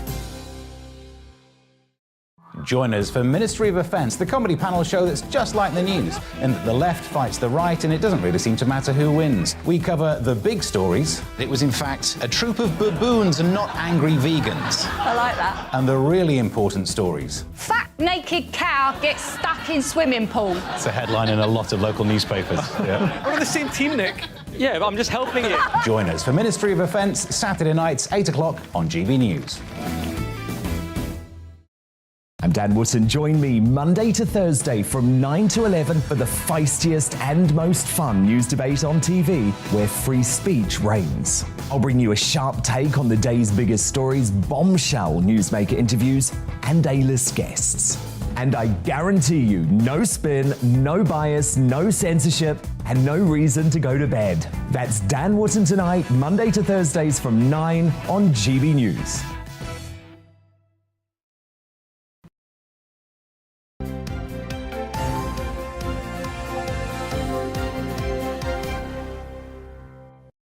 Good morning, it's 7:40 and it's time to go through your Monday morning papers. Joining us this morning is Olympian Chris Akabusi and the columnist at Conservative Home, Emily Carver. Good morning to you both. Emily, let's start with you. The story on everyone's lips this morning, the Tory infighting. Tory rebels are plotting course to catastrophe in the Mail. Yes, so, well, this has been slightly usurped by the news that Sir Graham Brady may well be telling us all that the number of letters of no confidence has been reached to trigger that vote. I think we wait to hear. I'm not sure if that's been confirmed yet. But anyway, Nadeem Sahawi, who's the Education Secretary, has been warning Tory rebels, so all those Tory MPs who want to oust Boris Johnson, that they're plotting a course to catastrophe, that this will lead to electoral ruin, that no one wants to vote for a party that is clearly divided, that essentially they should get back in their box and just keep supporting the Prime Minister and keep supporting the Conservative government. It doesn't seem like that message has fallen on particularly sympathetic ears among many of the backbenchers, considering that the numbers are racking up in terms of those letters of no confidence. So we shall see what happens, but it's clear that lots of people no longer believe Boris Johnson is an electoral asset.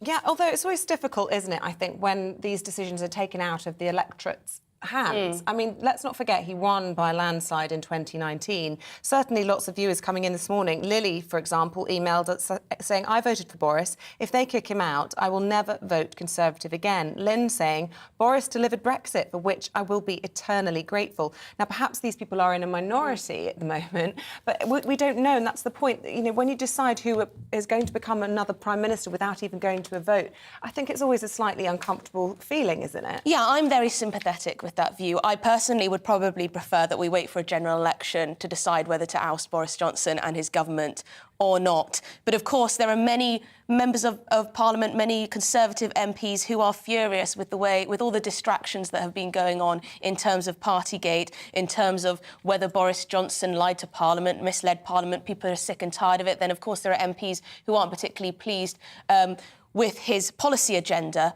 either. So I can understand why there's a lot of anger from some Conservative MPs, but I do take the view that you've got to be careful what you wish for, because, as you said, he was a huge electoral asset. He's proven that he can win elections. There is quite a silent number, not a majority, but proportion of the country who do back Boris still and would vote for him and wouldn't be so likely to vote for, I don't know, Penny Mordaunt or whoever else appears, Liz Truss. So they've got to be careful what they wish for, but it's not looking great for the Prime Minister right now. It just seems like it's just self-serving, and it's just week in, week out, month in, month out, Boris bashing. He's got a job to do. They're not letting him get on with it. Now we're going to have this raucous over the next 2, 3, 4 months while they just cut by 1,000 knives.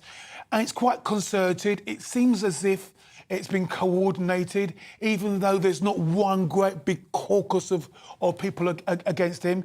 And it's just a big old yawn fest. And look, OK, if you want to do this. But who's dealing with the cost of living crisis? Who's dealing with the energy issues? Who's dealing with some of the challenges? Now, I know he's got ministers, like one of the stories talking about Ben Wallace and the defence. But come on. He's ruled himself out, Ben Wallace. Yeah, OK, but what I'm trying to say is there are so many things that our Prime Minister, as the Chief Executive Officer of that Conservative, have got to get on with.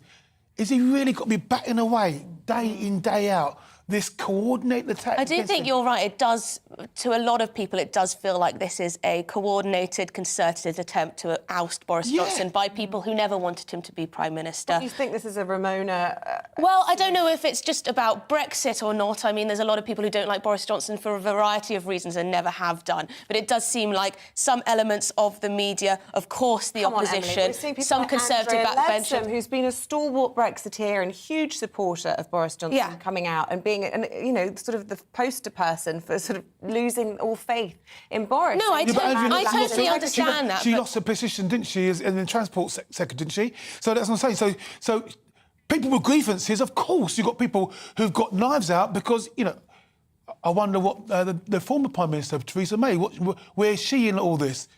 I'm not saying she's a hatching, but I'm not saying... There are people with long knives because Boris has got a checkered career himself. He's done his fair share of bad things, orchestrating chaos within the party. So I get it. But at this time in our lives, with what's going on in Russia and Ukraine, what's going on in the country, we've got people here who are struggling with their energy bills, struggling with feeding the family, struggling with sending their children to school. And we're going to have a fight in the Conservative Party about who should be the leader.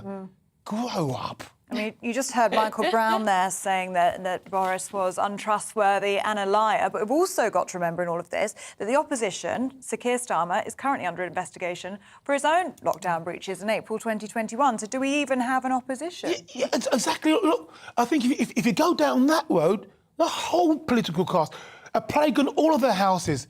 There's very few people who can really say 100% they followed the foolish rules that we had. All of that being said, whether you want to make it an argument about the rules or not, for a lot of people, it's about whether or not the Prime Minister misled Parliament. And if that is the case, you know, the police believed he crossed the threshold to have, you know, be fined. He broke the law. And yet he said no parties took place in number 10. So did he mislead Parliament? And if so, does that diminish the office and does he need to go? And for a lot of people, that answers its own question. Well, yeah. So is he the bastion of integrity? Can you say that he's always truthful with actuality? No, I don't think so. Does that not worry you? But he won the election in 2016. 2019. Yeah. He won the election. He won the election.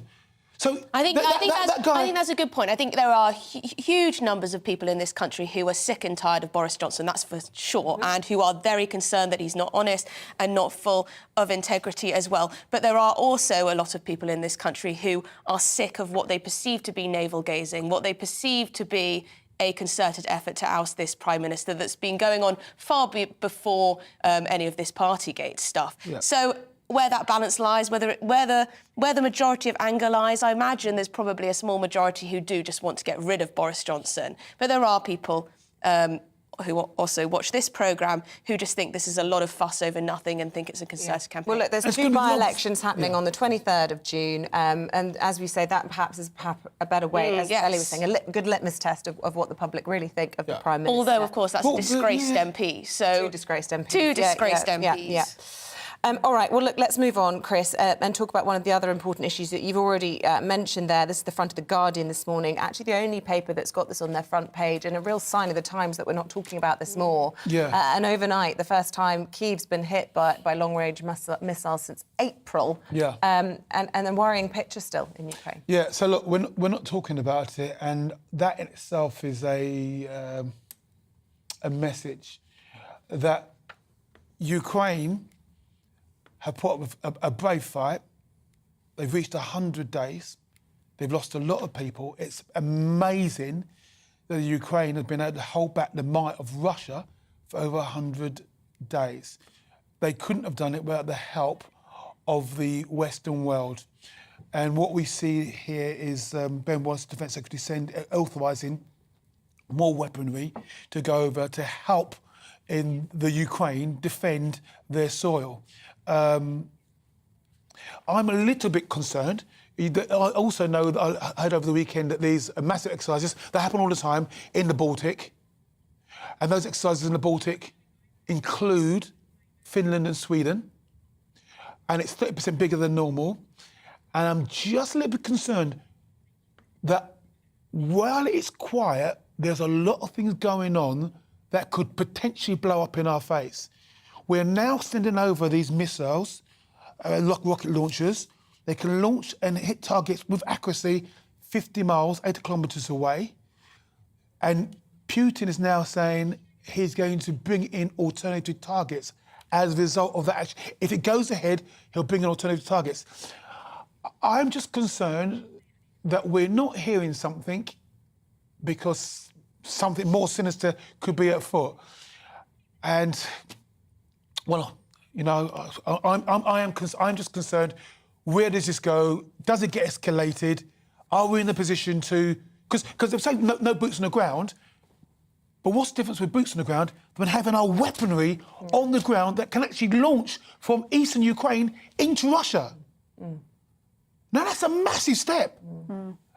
I'm concerned. Yeah, no, it's an alarming picture, and I think it has, as we were saying, it slipped from the headlines, and you know, at our peril, probably, fair to say. Emily, do you want to talk about inflation, another of the big issues that's doing the rounds at the moment? This is Inside the Times, page 21, and this is all about how we could all be, well, the vast majority of us, be dragged into a 60% tax through inflation. Well, I mean, in my view, if the government are to be lambasted for something, it is inflation, the failure to keep that under control, and also just the tax burden that they're putting people under currently. Now, this is This is something that won't affect everyone, only affect some people who are on very good salaries, but it's really an example of how that tax burden is growing and how people are being dragged, who don't consider themselves rich, being dragged into ever higher amounts of income tax, and of course we've got the national insurance rise. So this in particular in the Times is talking about how there's this anomaly in the tax system. Once you go over £100,000 a year, you start being taxed at 60% on that money between that and 125,000. Now, of course, lots of people say, nice problem to have if I'm earning that much, but this impacts a lot of people, and this impacts one of the reasons why GPs are going part-time, because they think, what's the point of working those extra hours if I'm then going to be taxed at 60%? And it's deeply unconservative because it's not rewarding hard work in that way. There should be a fair tax system. This was an anomaly in the tax system that wasn't impacting particularly many people. But of course, with inflation and wages rising, more and more people are going to be dragged kicking and screaming into higher tax rates. And that's something that the government really does need to think about, because many of these people will be Conservative voters, and they need to think about whether the government is serving them. You know, you can only punish people so much through the tax system before they start thinking, hang on a minute, this isn't fair. Rishi Sunak's going to be in front of the Treasury Select Committee today answering some difficult questions about all of that. And we were talking just a little bit earlier to Michael, I forget his name, Michael Brown, former Conservative MP, who's saying that really Rishi Sunak is stoking inflation, which, you know, he can't win, can he? He's been told he needs to do more to help people during the cost of living crisis, and he comes out with a significant package and he's accused of stoking inflation. What are you supposed to do? Well, what's so frustrating with his approach to handling the cost of living crisis is that, in my view, it's a very unconservative approach. Why wasn't he looking at tax cuts rather than handouts that weren't even targeted handouts? Yes, there were some targeted extras. Yeah. Everyone gets £400. OK, since when are you Santa Claus? You know, he's got into this situation where people know him for being handout man, obviously because of the pandemic, and people can say that that was justified. But he can't continue on every time there's a crisis just handing out money and expecting there not to be repercussions. And he does need to talk to the Bank of England and say, hang on a minute, let's set a realistic inflation target, and you've got to get inflation down to that level. We can't go on at 10%. Yeah. Well, very interesting from both of you. We have run out of time on that paper review, but thank you very much for your thoughts on those top stories. That's Emily Carver, columnist at Conservative Home, and Chris Akabusi, Olympian. Thank you so much for your time. Well, we were discussing it during the paper review there, those explosions that shook Kyiv yesterday after a period of relative calm in the Ukrainian capital. Russian forces claimed the strikes targeted and hit Western military supplies. Well, it comes as Russian President Vladimir Putin warns that he will hit new targets if the West chooses to provide Ukraine with long-range missiles. Well, joining us now for more on this is Major General Jonathan Shaw, former Director of British Special Forces. Quite worrying news this morning in The Guardian that Britain is going to supply those long-range rockets. Is this the right move? If you want to help Ukraine defend itself, then it has to be. We have to give them the means to do the job. We can't will the end if we don't will the means. So I'm afraid we have little choice but to supply them with the weapons. And to go back to what Chris Akabusi was saying earlier, they go with the condition that they are not allowed to be used to strike into Russia. So we have to make sure that, and that is part of the game that both Russia and NATO are playing, to make sure they don't end up in a full-scale confrontation between, or full-scale physical battle between Russia and NATO. Caveat, the rhetoric's being ramped up automatically from the Kremlin, and this is also in response to the Americans supplying similar weapons, these HIMARS, which are multiple launch rocket systems, and the sort of language that we're hearing. I mean, we've seen it before, but we can't be dismissive of what we're hearing from the Kremlin in response to this supply. No, you can't be dismissive of it. We've seen it before. It's exactly what we'd expect. And it's a bit like the old nuclear weapons and chemical weapons. The mere threat to use them is actually a use, because what you're trying to do is paralyze your opponent into inactivity. And you saw in Chris Akabusi's response there of how concerned he is, that's exactly the response that Putin wants to get. I think the West needs to take suitable actions to respond to any future strike, and they'll have thought that through. They'll have planned responses if Russia responds in other ways, but then carry on with their plans. We cannot allow ourselves to be intimidated or sort of outfaced by Russian rhetoric.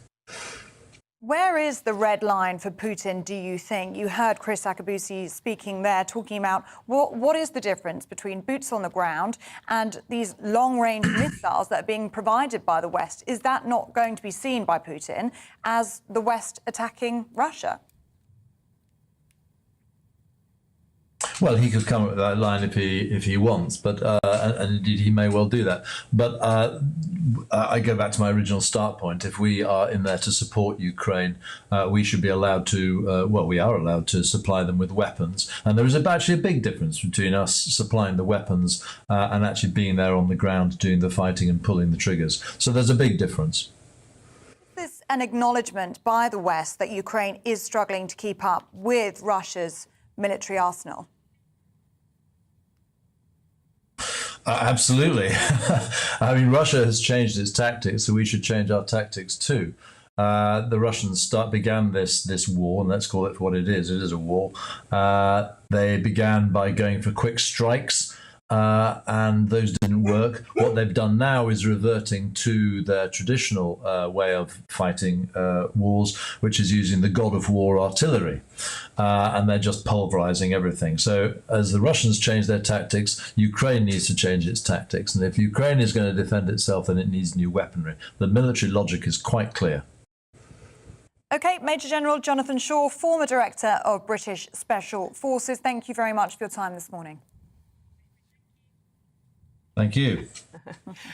Do stay with us here on Breakfast. Lots more coming your way at the top of the 8 o'clock hour. It feels as though the Jubilee weekend is well and truly over. We're expecting to hear from Sir Graham Brady in the next few moments. And indeed, in the last few moments, Jessie Norman, former minister, has submitted one of those letters saying, I've supported Boris Johnson for 15 years for the London mayoralty and for PM. Very sadly, I've written to him to say I can no longer do so for the reasons set out in what quite frankly can only be described as a scathing letter. We'll have all the details about all of that after this quick break.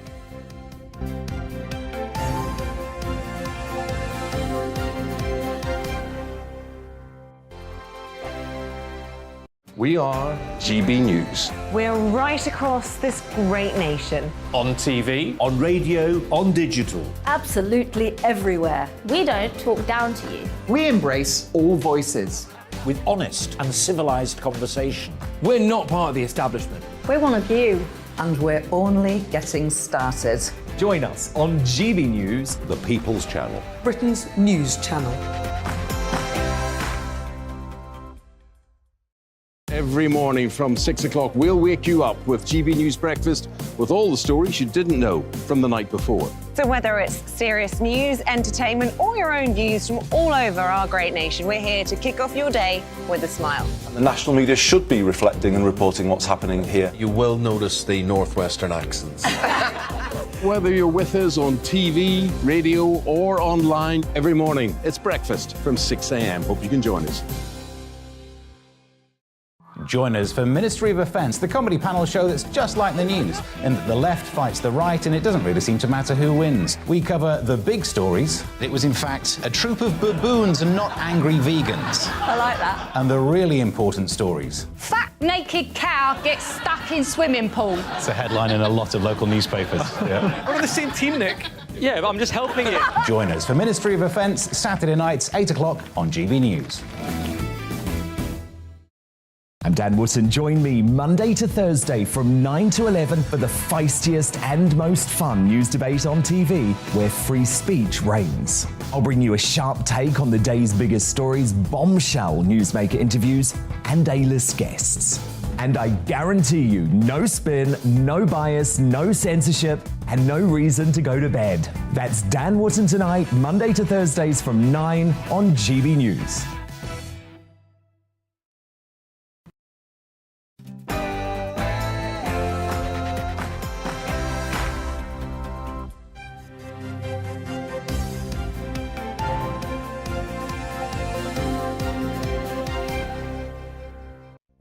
The chairman of the 1922 committee could announce a vote of no confidence in the Prime Minister within the hour.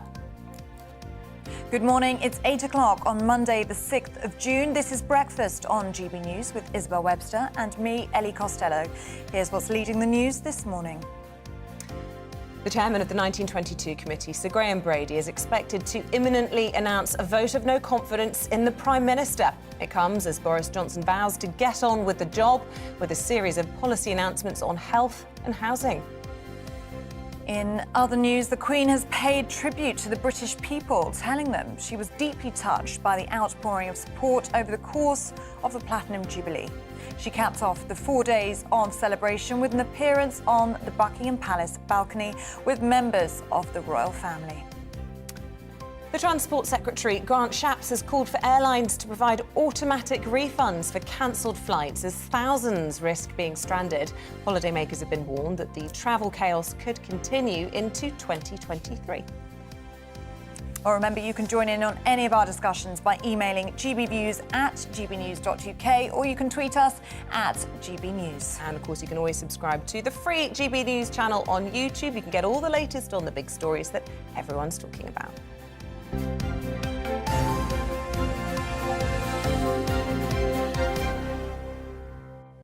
Well, no sooner has the Jubilee Bank Holiday weekend ended, and we are now expecting the chairman of the 1922 committee, Graham Brady, to make an announcement imminently of a vote of no confidence in the Prime Minister.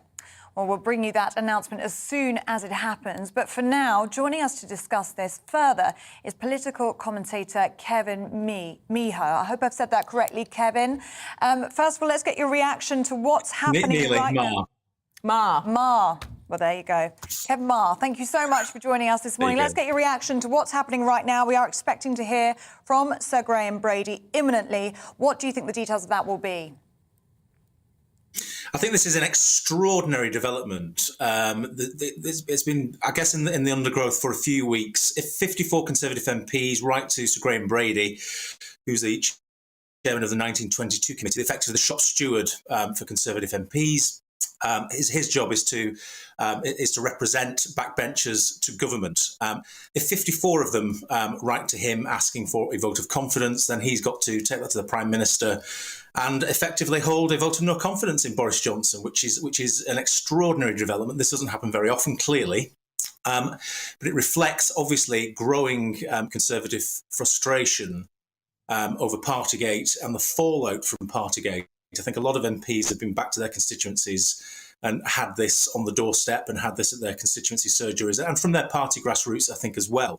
Deep frustration at the handling of Partygate and obviously what's gone on during lockdown. And it's built up. And I think it's probably surprised everybody that this is very much there as an issue, but actually to cross this threshold, as it appears likely, Graham Brady's going to announce it has very, very shortly, is simply extraordinary. I think there's only about 28 to 29 Conservative MPs that have actually gone public with their letters. So that does suggest that there's a couple of dozen at least other MPs that have done so privately. And I've done it with the clear intent of trying to get rid of Boris Johnson. So this is a huge moment. It's going to be an absolutely enormous week. And of course, we're only 2 or 3 weeks away from two very important by-elections in Tiverton and Honiton, in Devon, and Wakefield in West Yorkshire, which I think perhaps people thought that the Conservative MPs may wait until those by-election results were in before they made any move. But it appears unlikely. It appears that they're actually going to go for it today. I mean, there's so many unknowns at this stage, Kevin Marr, as you say. I mean, lots of suspicion before the bank holiday that the threshold had been met, but Sir Graham Brady wanted to delay it because he didn't want to distract from the Queen's celebrations over the weekend. And I suppose the fact that this has been called so early on Monday morning seems to corroborate that theory. But another theory I've heard is that although that threshold has been met, he may choose to delay the actual confidence vote until after the results of those two by-elections, which are expected, frankly, to go pretty badly for the Conservatives. Well, there was an opinion poll yesterday showing the Conservatives 20 points adrift of Labour in Wakefield. Now, this will be a serious wake-up call to all those Conservative MPs in the so-called red wall seats. I mean, Wakefield is a quintessential red wall seat. It's the Conservatives' first time they won it in 2019 in absolutely decades. So this is a kind of traditional Labour seat that they managed to win in 2019. Lots of others that are just like it right across the north of England and the East and West Midlands. So if the Conservatives lose badly in Wakefield, which seems, from the basis of this opinion poll, seems likely, then it will send shockwaves through the Conservative ranks, who will sense that if they can lose Wakefield, they can lose their seat as well. But of course, it flips the other way around as well. The Tiverton and Honiton seat is a blue wall seat. It's complete opposite to Wakefield, rock solid Conservative seat in Devon in the south. And if they lose there, then again, Conservative MPs in the other part of the country will start to say, well, if we can lose here, we can lose anywhere. So it would seem logical to say wait for the results of these two by-elections before triggering any vote of no confidence. But it may be that's not the mood of the Conservative backbenchers, and actually they want to get this on the agenda today. As you say, this could happen very quickly this morning. Give us a sense of how the format could work. So we will be hearing from Sir Graham Brady shortly. What then happens? Will there be a ballot between Tory MPs rather quickly after that? It would seem so. I mean, the briefings that have come out over the last 12 hours or so suggest that there may be a vote as early as Wednesday. Conservative MPs tend to be, when they move against their leaders, they move pretty decisively and often quite brutally, and do this in quite a quick way. So it's very different to the Labour Party, which has a much more elongated process. But what would happen is if Boris Johnson were to lose a vote of no confidence, triggering a full-on leadership contest, then we would see other people emerge looking to take over from him. Of course, this matters, because the Conservatives are the party of government at the moment. So that would, of course, involve a change of Prime Minister and a change of government and a change of direction, which is possibly what a lot of Conservative MPs are hoping for. Kevin, I just want to read out to the audience some quotes from this recent letter from Jesse Norman, former Minister and current Conservative MP who has withdrawn his support for the Prime Minister this morning, in a really scathing letter, it has to be said. And I just want to draw out a few of the headlines. That I'm afraid I can see no circumstances in which I could serve in a government led by you. He said, to describe yourself as vindicated by the Sue Gray report is grotesque. Goes on to say, furthermore, in relation to Northern Ireland, a breach of the Northern Irish Protocol would be economically very damaging, politically foolhardy and almost certainly illegal. And then he talks about the Rwanda policy, that the Rwanda policy is ugly, likely to be counterproductive and of doubtful legality. And no genuinely Conservative government should have supported the recent ban on noisy protest, least of all when basic human freedoms are facing the threat of extinction in Ukraine. I mean, it just goes to show it's not just on Partygate, it's not just on one issue, it's on a series of things that the Prime Minister has really upset a whole faction. It's not one particularly organised group like the ERG with Theresa May. This is a whole group of grievances from right across the board. It is. I mean, this is a government that's in the classic kind of midterm blues phase anyway, and of course you put Partygate into the equation, and it's done real damage. And I think there was a sense that perhaps Boris Johnson had managed to tiptoe past the fallout the other week from the Sue Gray report. It appears that actually that's not the case. That a lot of Conservative MPs are still very, very angry at what's gone on. And I think probably, again, when it plays out back when you get home and with your family and friends and neighbours and constituents, I think there's a lot of MPs that feel, I don't want to hold the line on this. This is not my fault. I'm going to get the blame for it electorally, but it's not my fault.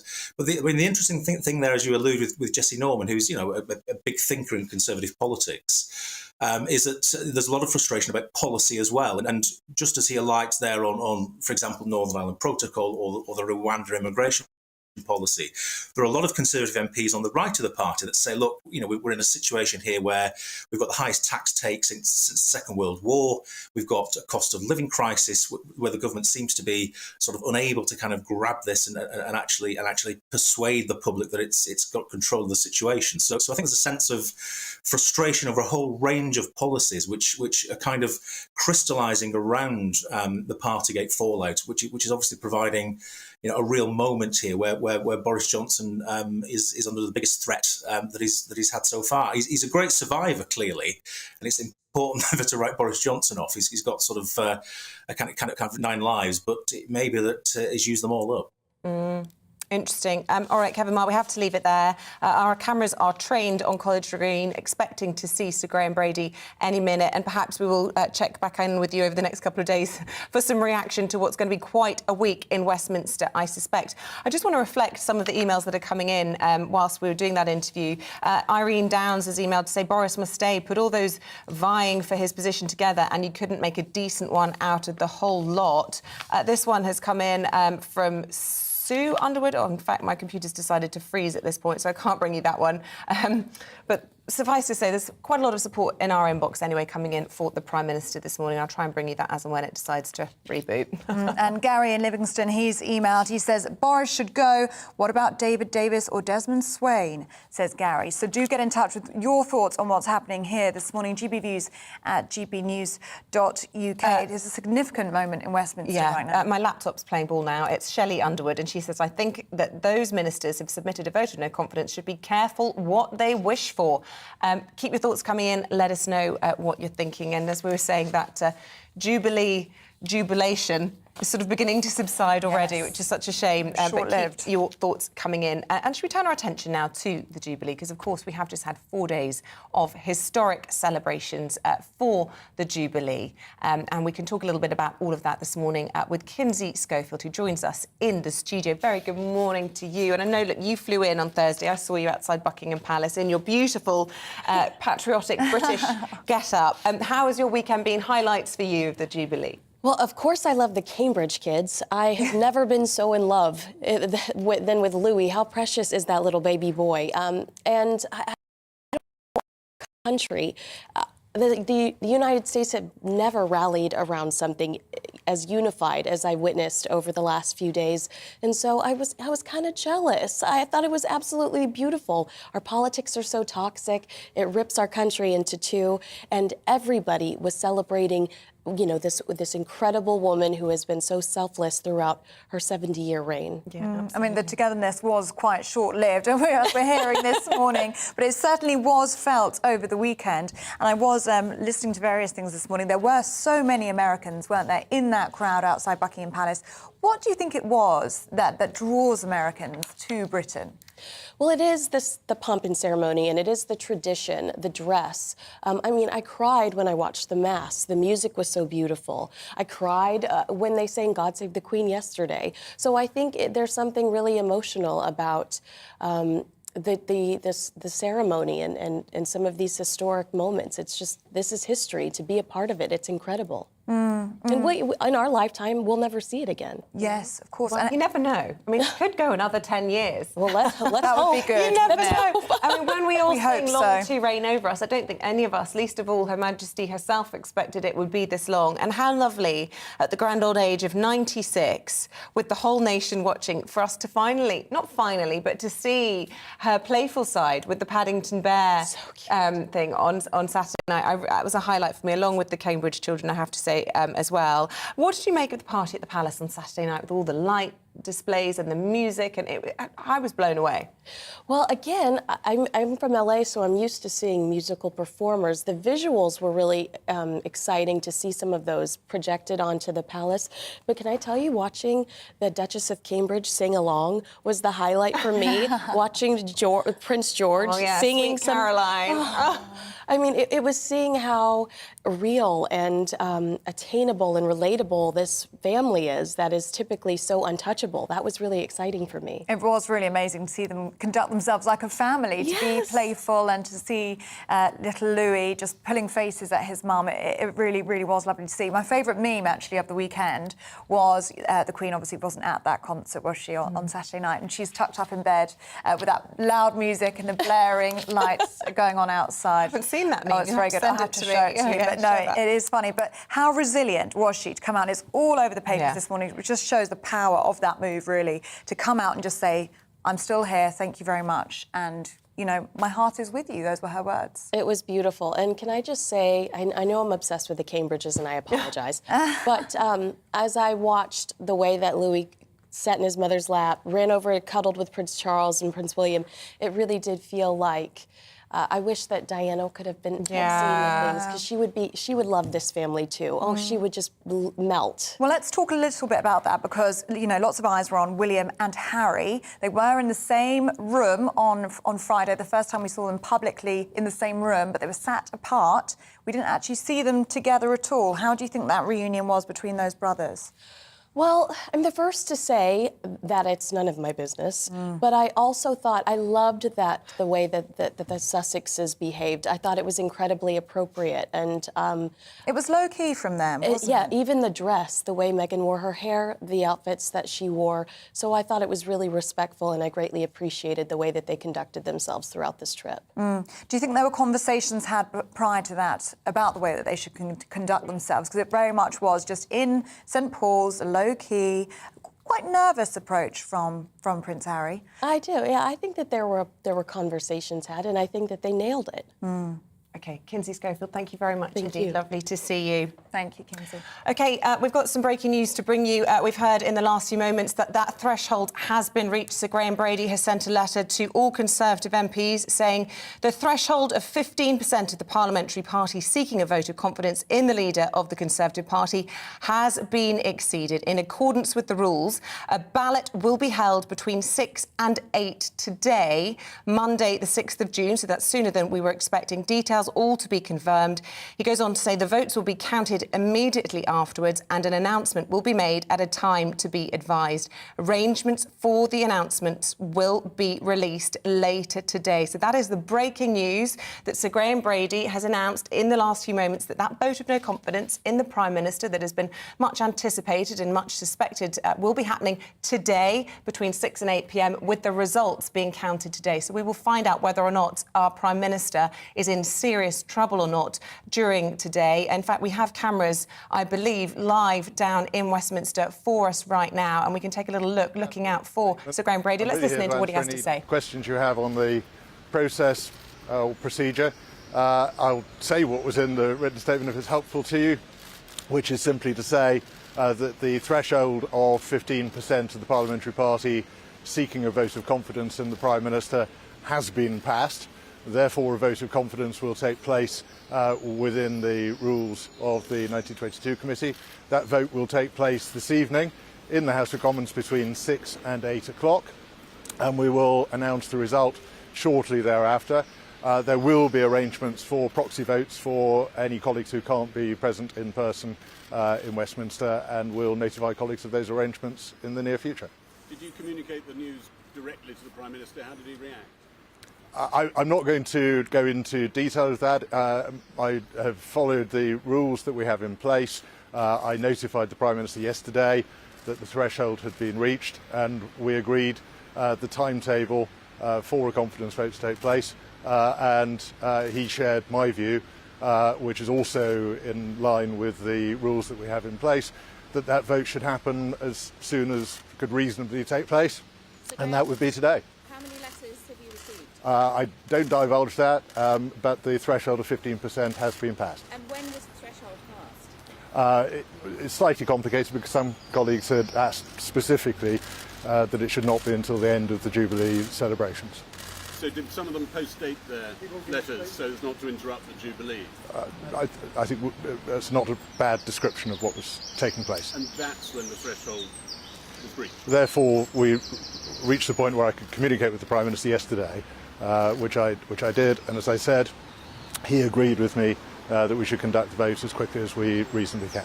Will the Prime Minister have a chance to address the 1922 committee before? It's always an open invitation to the Prime Minister to come and speak to the committee, so if he wishes to, we will arrange that meeting this afternoon. Have you put one in yourself, a letter? I'm not going to answer that question, but I think technically it would be possible, but it would be a slightly odd thing to do. Are you surprised at the speed with which Number 10 is moving? You've seen a few of these come and go, these events. I'm not surprised by the speed. Our rules say it should be done as soon as is reasonable in the circumstances. When we held a vote on Theresa May's position in December 2018, we spoke the evening before and we held a vote the next day. So, I suppose it's in line with recent precedent, and I think it's good for everybody to get these things out of the way as quickly and efficiently as possible. How long could a contest actually take if there is one at the end of this? I'm not going to speculate about leadership elections. We're holding a vote of confidence, and it will take place today, and you will have a result this evening. If he survives, Lots and lots of speculation. Is there a feeling in the Conservative Party that it would be good to clear this up? Well, a confidence vote obviously will provide a clear answer. The party will have confidence in the leadership or not have confidence in the leadership. That's the question that will be before my colleagues today. and if he survives, can you confirm that he is safe for another year, or is there a possibility that the rules could be changed? Technically, it's possible for rules to be changed, but the rule at present is that there would be a year of a period of grace. How did you find the mood in your own constituency over this break in terms of Boris Johnson's leadership? I think my constituents have been enjoying the Jubilee as we all have. I think unless you've got any other questions of detail. No, thank you. Thank you. Oh, your mic. So there we have it, the breaking news this hour. That was Sir Graham Brady, the chair of the 1922 committee, the all-powerful committee within the Conservative Party, which has the power to topple prime ministers. The rules are that 15% of the sitting MPs need to submit letters in order for a confidence vote to be called, and the prime minister was notified, as we just heard, by Sir Graham Brady yesterday, that that threshold had been met. He went on to confirm that some MPs had specifically requested that their letters were not counted until after the Jubilee celebrations were concluded. Sir Graham Brady confirming that that vote will happen today between 6 and 8 p.m. That is, as the rules suggest, as soon as is practicably possible, and those results will be counted today, and we will find out whether or not Boris Johnson has survived that vote. The arithmetic in all of this is that the Prime Minister needs to secure, I believe, around 180 votes in order to be safe. Somebody who might be able to correct me on that if I'm wrong is Michael Brown, former Conservative MP, who joins us in the studio. Is that your understanding? 180 is the number of votes that the Prime Minister will need from his own MPs in order to survive the vote this evening? I think that's about right, Isabel. I think that there are at present about 360 Tory MPs, give or take one or two, with resignations for the by-elections coming up in a couple of weeks' time. So let's say he needs basically over 180 votes this evening by 8 o'clock to survive as Prime Minister under the Tory rules. It's moving very quickly. Good on Graham Brady, very wise head, who's seeking to make sure that the opportunity for caballing and groups plotting is reduced to just literally a few hours. He's moved very, very fast. But it's quite clear that if there were 54 names at least when he communicated this information to the Prime Minister yesterday, there's probably quite a lot more than that. So the big question is, has Boris Johnson got the opportunity of winning a majority? Just one suffices. But let's be honest, if there are a large number of Tory MPs voting against Boris, this doesn't altogether mean that he's safe all the way to the next general election in 2.5 years' time. Remember, Theresa May got a substantial majority 3 years ago and was gone within 7 months. So it's make your mind up time, Tory MPs. This is an astonishing development for a man that won a landslide, as you say, in 2019, and now 2.5 years later facing a vote of no confidence. Have we known this to happen to a leader before? Not somebody who had an overwhelming majority. The last time this happened was to Margaret Thatcher, but that was after 3 general election victories and 11.5 years in power. The poll tax was what energised my generation of Tory MPs, and she still won the ballot. But her cabinet, after she won the first round, the rules are slightly different, but basically members of Parliament in those days voted for alternatives, Margaret Thatcher versus Michael Heseltine. This is a straightforward, nobody else on the ballot paper except Boris Johnson. Do you have confidence in the Prime Minister or not? Yes or no? And we go back to Margaret Thatcher's time when something as dramatic as this has happened to a Prime Minister who was elected by the people. Now, I've got my criticisms of Boris, and I expressed them earlier on your programme an hour or so ago, but the fact remains, I do feel very queasy when the people who remove Prime Ministers are not the voters who put him there. So I think that he might be able to capitalise on that although in the they few are hours elected, available. democratically, and they are there to represent the views of their constituents. And the feeling is, I mean, Sir Graham Brady didn't want to be drawn on that, but the feeling is that there was, the immediate aftermath of the Sue Gray report, when the Prime Minister thought he was, in his own words, vindicated, actually was quite short-lived, because when the sitting MPs went back to their constituency surgeries on the Friday, the feedback was loud and clear that he was not vindicated. And so, in that sense, this is a democratic process. What I think is also really interesting about the whole process, and we know the Conservatives are extremely ruthless and they're not afraid to topple their own leaders, as we've seen in the past, is that this is an anonymous vote. And we won't know how people voted in this, and it gives huge freedom. And who knows, it could be members of the Cabinet. Yes, absolutely. Which in itself is fascinating. And one suspects, if you read between the lines or look here and there, that there are a lot, and certainly a lot of the letters and the comments that we've been reading out this morning shows that there is widespread frustration, and in a different way from Theresa May, who was largely being pursued by the ERG, of course, because they didn't like her. And she was a minority government. She was I just in a want to read weak out some position. interesting statistics when it comes to these sorts of votes. If the rebels can secure 121 votes, Prime Minister Johnson will have done as badly as Prime Minister John Major during a similar vote. If they get 133, he'll have done worse than May. If the rebels get 147, he'll have done worse than Thatcher. Now, we know that he won't really care. All he needs, as you say, is that one single vote to get over. And if he does, he will be bullish in making sure he can carry through his term. Because at the end of the day, this is a Prime Minister who, frankly, hasn't had a chance, has he, to set his legislation, to enact his mandate? You're certainly right. If he wins by one vote or more, Isabel, he is absolutely secure for a year. And the kind of chutzpah, which is his character, will ensure that he will not be moved from Downing Street. The only thing, Isabel, that I would caution... Say that again, sorry. The only thing I would caution is that the one thing that did for Margaret Thatcher, notwithstanding she did win a ballot against Michael Heseltine, was when her cabinet universally withdrew their support. But you're absolutely right. I mean, if I was Liz Truss in the secrecy of the ballot box between 6 o'clock and 8 o'clock tonight, what am I going to do? I've got my...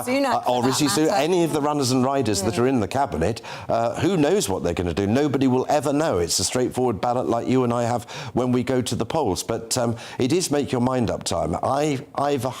Goodness me, you're going to throw these words back in my face in a day or two's time, possibly. I think he will win it. It's just a hunch. Okay. I have no basis for saying that whatsoever. Past him, given his electoral success in the past. If I was still a member of Parliament and I had a lot of criticism from my constituents, as you rightly say, they've all been back in their constituencies, they've been going to street parties, and they've been having a lot of criticism thrown into their faces about Boris over the last 10 days. So you're absolutely right about that. Something changed during the Whitsun recess and the Jubilee celebrations because they were exposed to their constituents. But I would still, if I was a member of Parliament, with all the criticisms that I've enunciated previously, I think I'd still just stick with the man that delivered the 80-seat majority. OK, interesting words. Michael Brown, stay where you are. We're going to bring in Emily Carver at this point, columnist of Conservative Home. Emily, we've just heard there Sir Graham Brady, chair of the 1922 committee, saying that threshold of 54 letters has been met. Astonishing development, isn't it? Yeah, I mean, this is a massive moment for the Prime Minister. Had a little bit of respite over the weekend in terms of headlines, and now it's back very much on his doorstep. On Monday morning, he is going to have a vote of no confidence. And something that I just saw on social media is that Jessie Norman, who is a very popular MP, who has held many different positions in government, in transport, in Bays, in the Treasury, who knows government very well, who knows Boris Johnson very well, he's put in a very thoughtful letter running through all the different reasons, Partygate being only one of them, all the different reasons why he can no longer support the Prime Minister. Of course, he adds at the bottom that this isn't a leadership bid, but he said from everything from the Rwanda policy to the fact that he is, in his view, trying to become more of a president than a Prime Minister, to his lack of long-term strategy when it comes to the economy, inflation, all sorts. He's really stuck the boot in and given a long list of all the reasons why he doesn't want to see Boris Johnson in the job, why he doesn't think he's up to the job. Now, there will be many Tory MPs who agree, and what's quite interesting, if I speak as a columnist for Conservative Home, I saw their recent polling on popularity within the cabinet, and very much Boris Johnson is at the bottom of that in terms of popularity. He's taken a real hit. There are problems with trust. Whether this is the right decision for Tory MPs, if he does lose this vote of no confidence, which of course is very much up in the air, he may well win this one and then go on to lose his position as Prime Minister in the future, even if he wins this. But it's very clear that there are many people in the Tory party who are deeply unimpressed with the way he's conducted himself and aren't particularly happy with his vision for the country either. So he's in a very tricky position. Well, a Number 10 spokesperson has come out and said tonight's a chance to end months of speculation and allow the government to draw a line and move on, delivering on the people's priorities. The Prime Minister welcomes the opportunity to make his case to MPs and will remind them that when they are united and focused on the issues that matter to voters, there is no more formidable political force. And we know that over the weekend, the Prime Minister has been described as being in bullish mood. He's been calling MPs last week to try and shore up support. There's been Operation Big Dog back in action to try and help him with that. David Canzini, new Deputy Chief of Staff and ally of Linton Crosby, who's the election strategist, also been out there phone bashing. And they've got a point, haven't they? When they are united and focused behind the Prime Minister, they are a tour de force. Yes, they are, and Boris Johnson has proven that he can win elections and that he got Brexit over the line. He can talk about the fact that we had a fast rollout when it came to the vaccine, that we were able to procure those vaccines. His argument will be that on the big decisions, he made the right ones. But I think that doesn't escape the fact that there are so many MPs who are deeply disappointed with his leadership. And of course, he's got the whips, as we've seen, very much batting his corner. You know, there have been accusations in The Independent, of course, of blackmail and treachery, trying to get MPs on side and trying to get MPs to withdraw their letters of no confidence. That clearly has not worked. It'll be interesting to know how many letters total have been put into Sir Graham Brady. I don't know if we find that out. Well, Sir Graham Brady didn't want to be drawn on that, and he said he wasn't going to reveal that. But what's interesting, I think, in all of this is, as you say, the by-elections and how that would have played into this. I mean, we'd been discussing just this morning, hadn't we, Ellie, that there was an idea that this vote of no confidence could be called, but the vote wouldn't happen until after the by-elections. But the fact that this is going to be over and done with before perhaps an embarrassing loss for the Prime Minister has to be in his favour. And the fact that it's been called so quickly within the day, that the vote's going to happen tonight between 6 and 8 p.m. also has to be to the advantage of the Prime Minister, because it gives his opponents less time to organise and mobilise. Yes, if they can keep it short, I think that is always going to be the benefit to him, because, you know, you never know what next scandal there's going to be in the meantime before that vote is taken. But, of course, he did already get a knock at the local elections, of course, particularly in London, but in lots of other areas. The Lib Dems were given a boost, Labour were given a boost in some areas, so that didn't play well for the Prime Minister. Of course, the by-elections coming up, we don't know what's going to happen in terms of those results, but it's likely that Boris will get another beating then. But if that vote can get through beforehand and he can bring back some of that confidence in his leadership, then that will play well for him. But is he going to be able to get through this even if he does win that vote? I think the problem is that the confidence has been shook. A lot of people in this country are very angry with him as Prime Minister. I personally do think that some of these MPs need to think about what the alternative is. Yes, Boris has proven himself to not be a man of honesty and integrity in some respects, but what is the alternative? Who's going to be the next leader? Who is going to win another general election? Because no one can deny Boris Johnson is able to win elections. Well, Michael Brown, let's bring you back in at that point. We heard from Emily there, perhaps a suggestion of confidence from Boris Johnson there, that he wants this vote done straight away. He wants it done tonight. Do you think he's confident he can win this? Yes, I think he probably is. I think Graham Brady has been entirely fair to the Prime Minister. He's erred on the side of the Prime Minister by ensuring that there are literally less than 12 hours for cabals to get going and plotting and all of that kind of thing. The problem is that the motivation of individual MPs who've been sacked by Boris, were ministers, are they thinking that, well, I'm not going to vote for Boris because I might be able to serve under an alternative Prime Minister? There are people who are voting tonight for all sorts of personal motivations. It has been described, this electorate, the Tory MPs in leadership elections, as the most duplicitous electorate there is in the country. I would submit that it's very important for the whips not to use these few hours to arm twist members of Parliament it's absolutely true what we've read in the papers this morning, that the whips do appear to be exceeding their authority. This is the moment for the whips just to simply take a back seat. Boris will do much better if he doesn't pressurise people, because they react the wrong way if they're members of Parliament. From my own experience, I can testify to that.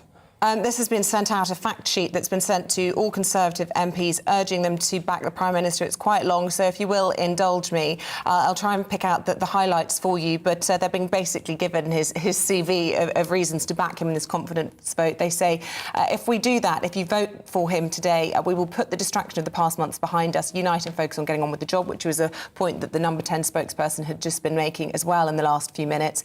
They talk about the cost of living crisis, global inflation, the ongoing war in Europe, the economy recovering after COVID. They say it would be extremely harmful to the United Kingdom and to the Conservative Party to launch a distracting, divisive and destructive leadership contest. Remember, this is coming from the Prime Minister's team. Instead, by backing Boris Johnson, we can choose today to focus on growing the economy, cutting taxes, something Emily Carver would argue that they haven't been doing very much of, making our streets safer and busting the NHS backlogs, which we were expecting to be a big announcement today. They see by backing Boris Johnson today, we can move on from distractions, get on with the job. It's the final chance to focus on the people's priorities. They say, don't forget that we secured the biggest Conservative majority since 1987. We got Brexit done. We unlocked more rapidly and restored our freedoms. We're standing up to Putin. We're delivering the cost of living help. And sorry, this is the final point I'll make from them. They say Boris Johnson has an unmatched electoral record and he will win again. I mean, this is a long document. They've obviously, because they were notified by Sir Graham Brady yesterday, the Prime Minister's supporters have been able to get a little bit ahead of the game here and prepare the path ahead of that critical vote this evening between 6 and 8. Let's bring in our reporter, Paul Hawkins. He's down in the thick of it on College Green for us this morning. And Paul, goodness me, no chance of a slow news day then after a 4-day Jubilee bank holiday. And indeed, some MPs saying that they didn't want their letters counted until today. And it's moving very rapidly indeed, isn't it? Yeah, and indeed, actually alluding to that, Isabel, when Sir Graham Brady was asked whether any of those letters that had been sent in by MPs had been effectively dated to be after the Jubilee weekend, he said that would be an accurate description of events. So he didn't confirm it, but he was basically saying, yeah, OK, some people had put in letters dated for today because they didn't want the announcement made before or even indeed over the Jubilee weekend. In fact, just now, a member of the public's just stopped to ask me, has the threshold been reached to trigger a vote of no confidence? We've just come out of the hotel. I'm assuming they were here for the Jubilee celebrations. I said, yes, they have. There's going to be a vote of no confidence this evening. And the gentleman said to me, well, he's going to need a suitcase and a marmalade sandwich if he's going to get through this one, alluding to that famous scene involving the Queen on Saturday night that, really brought a lot of smiles to a lot of us. But Boris Johnson is going to need to get on the phone today. He's going to be ringing around a lot of those MPs, basically asking them, are you going to back me or are you going to get rid of me? And it is going to be interesting. We know that 54 letters have been sent in. We don't know how many in total. 180 MPs have to vote against him to get rid of him. You would have thought that 54 at least who've sent in the letters will vote against him. Well, that would lead 136 MPs needing to vote against him. But even then, as we know, as you've been talking about on the programme with your contributors, the nature of the man suggests that even if he wins it by a slim majority, he will still stay in power. There have been some people speculating that even if he does stay in by a slim majority, potentially he could call a general election, try and trigger one early so that he gets the mandate he needs to continue. But it's going to be really interesting how it plays out this evening. And also, of course, we have those two by-elections in Wakefield and Tiverton and Honiton at the end of the month. Really interesting by-elections, those. One in a red wall seat where, at the moment, polling suggests that support has swung back towards Labour. And then the other one in Devon, Tiverton and Honiton, that is a very safe Conservative seat. And many people think the Lib Dems will be favourite to win that one, as they did in the North West earlier this year. This vote of no confidence was going to be held off until after these by-elections. It was going to act as somewhat of a litmus test to the popularity of Boris Johnson in those constituencies. That is obviously not the case. This is going to be acted upon today. There is some sense of confidence, isn't there, in Boris Johnson's camp? That statement that Isabel just read out there, saying that he has an unmatched electoral record. He will win again. absolute confidence in that statement, and they wanted it done today, didn't they? They wanted this done and dusted quickly. We will know this result by bedtime, won't we? Yeah, we will. Yeah, by 8 o'clock this evening. It's going to be a dramatic evening in Westminster, and we will know whether the Prime Minister has won that vote of no confidence or not. This is about the nature of the man himself. Now, Theresa May, Margaret Thatcher, they survived votes of no confidence, but only by a slim majority, and they felt their authority was diminished and they couldn't carry on. Boris Johnson is a different man, and if the rules say you only need to win by one vote, you can carry on. Now, what that means is, of course, that if he does carry on and if he doesn't call for an early election, then for a year he gets immunity from a vote of no confidence. And that means they will go into the Wakefield and Honiton and Tiverton by-elections with Boris Johnson leading the party. And it will be really interesting to see how, with him at the helm, that affects the outcome of those two by-elections.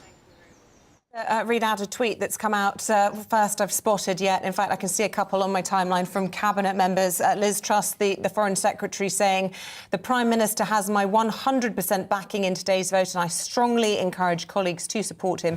He's delivered on COVID recovery and supporting Ukraine in the face of Russian aggression. He has apologised for mistakes made. We must now focus on economic growth.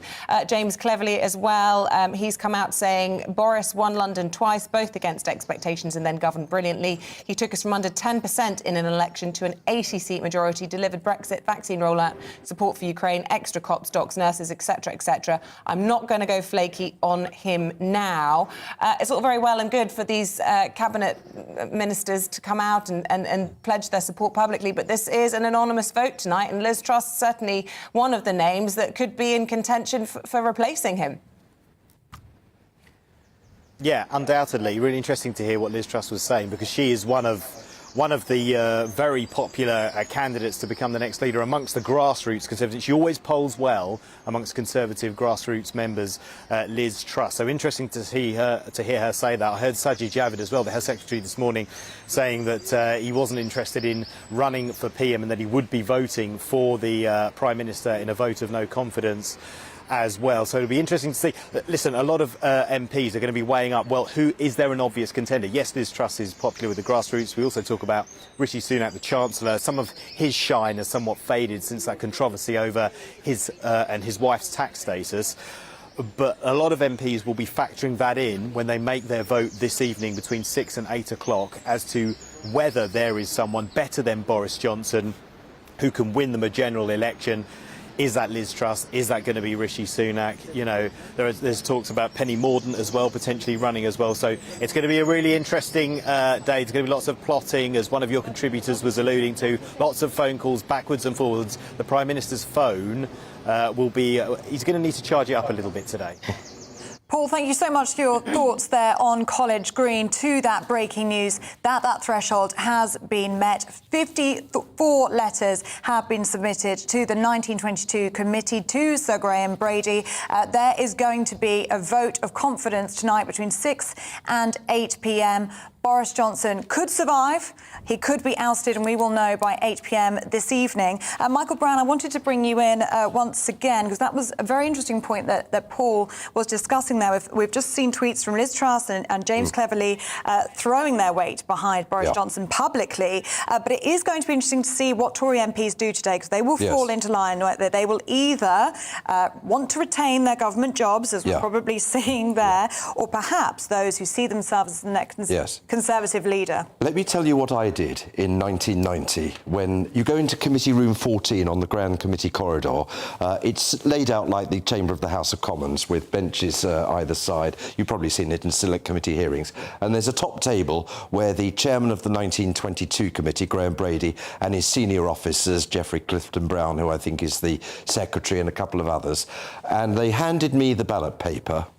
And in front of the then chairman of the 1922 committee, I made sure that everybody saw my cross. And before I put it in the ballot box, I showed it to them all, so there was no doubt who I voted for. Now, I challenged Liz Truss and all the cabinet ministers and all those expressing loyalty to follow my example and show their completed ballot paper to Sir Graham Brady before they put it in the box. Put their money where their mouth is, as it were. Brandon Lewis, the latest in Northern Ireland Secretary, saying the Prime Minister has my full backing in today's vote. He got the key big decisions right on COVID, Brexit delivery and supporting Ukraine. He's apologised for mistakes made, and we owe it to our constituents to focus on delivering to make lives better. Let's bring in Emily Carver for her thoughts on this. I mean, he apologised, but he also said he was vindicated, and I think that could perhaps be one of the things that's going to be his undoing. Yes, I don't think many of his apologies have looked particularly humble. I don't think he does humble very well as a Prime Minister. But this is going to be his line of attack, isn't it? His line of argument. I've got the big decisions right. I've got Brexit done. I've got the vaccine rollout done. I've done this and that. But unfortunately, there are a lot of things that the Prime Minister seems to have not got control of. People sitting at home, and that a lot of MPs are representing, of course, are concerned not only about Partygate, but the state of the NHS, state of our education system, the state of inflation, of course, the cost of living crisis. It goes on and on and on. And the problem is, whether this is the right time to oust him, I'm not sure, but I can see why there's so much strength of feeling about the fact that Boris Johnson may not be the best leader at this time of crisis, although it does seem we're in a perpetual time of crisis. And some people would argue that perhaps this would have been a very difficult time for any Prime Minister. OK, interesting. Michael Brown was saying he's going to put a prediction out there that he will survive the vote tonight. I can confirm the threshold of votes he needs is 180.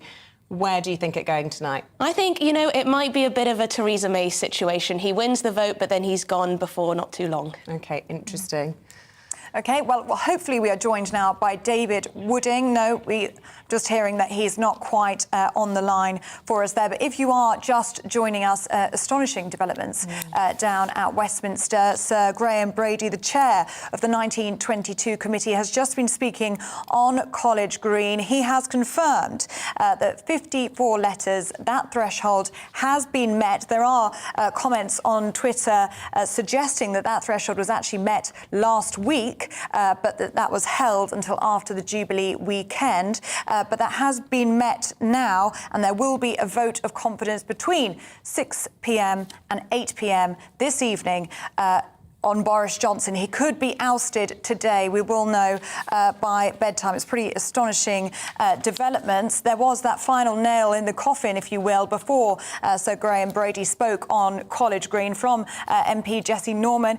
He says that he supported Boris Johnson 15 years, but listed in a pretty scathing letter the many reasons why he can no longer support him as Prime Minister. And in that letter, he listed the Northern Ireland Protocol, putting the Union at risk, Rwanda asylum policy, Channel 4 privatisation, and new nuclear power stations, he says, is very unrealistic as well. So we're getting a sense that this isn't just about Partygate. This is about many, many issues that are built up over a long time. But as we heard earlier from Kevin Marr, Boris Johnson is the great survivor. And as Kevin Marr said earlier, he has 9 lives. Does he have another today? That is, well, that is yeah, the question. certainly, Michael Brown, you agree with that. You think he is the big survivor. I just wonder, I mean, seeing the Prime Minister and Carrie Johnson as they arrived at that service of Thanksgiving at St Paul's on Friday, the booing that they received from a royalist crowd. There's some commentators in the papers this morning saying that if you lose the royalists, then you really are in trouble as a Conservative Prime Minister. I mean, it was a big moment, that. Yes, I wouldn't set too much store by that, Isabel. I mean, at the end of the day, Margaret Thatcher, on her most popular days, wherever she went, she was always booed or eggs and tomatoes were thrown at her. She once said to me, I was only ever popular during my 11 and a half years on 3 days. They happened to fall on the general elections of 1979, 83 and 87. So I wouldn't set too much store by that. It was embarrassing for him, nevertheless. But yes, you're right. I think it was David Cameron that described Boris Johnson as the greased piglet who always gets away, and we will see tonight. As I say, I've no basis whatsoever on my hunch that he'll probably get away with it yet again. But like Emily said, we mustn't forget that Theresa May only lasted another 7 months, even though she had a relatively safe victory on her motion of no confidence 3 or 4 years ago. Well, let's cross now to David Wooding, the political editor of The Sun on Sunday. I hope he's there for us now. Good morning to you, David. Thank you so much for joining us. Good morning, good morning. Well, let's pick right off of Michael Brown's point there. This vote of confidence has been triggered. Whether or not he wins or not, can he survive? Well, I mean, what we're seeing probably now is the slow death of a prime minister, which is inevitable, because whatever happens, he's been undermined. We've got at least 54. The suggestion over the weekend was that there were 67 letters in of his own troops who think he's not fit to be prime minister, and we'll learn exactly how many agree with that when the secret ballot result is announced later tonight. So, of course, that will have the inevitable effect whether he wins or not. Well, of course, if he wins, it'll still have the inevitable effect of undermining his power and his confidence. I just wondered, David, just some sort of analysis of Sir Graham Brady when he made that statement.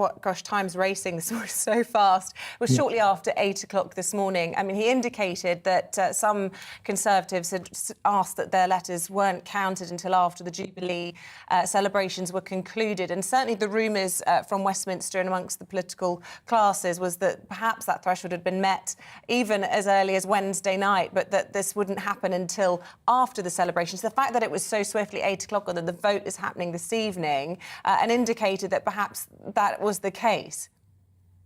Yes, great. I did a story in The Sun on Sunday a few weeks back about which I called a time bomb plot, because we knew then that people were putting in post-dated letters. So we were aware that that was the case, but we didn't know until this morning that the Jubilee played a part in that too. There were certainly some people who felt that their letters shouldn't be counted until after the results of the forthcoming elections. Indeed, there's some people on both sides of the argument about whether Boris Johnson is a fit prime minister or not, who believe they shouldn't have the vote until after the 23rd of June, barely 2.5 weeks off, when the results of the Wakefield and Tiverton and Honiton by-elections come through. That will tell them definite for sure whether Boris Johnson still has or whether he has lost the magic winning touch which they voted him in for just a few years ago. Just wanted to bring our viewers and listeners the latest tweet, Conservative MP throwing his support publicly behind Boris Johnson. This is Paul Bristow, MP for Peterborough.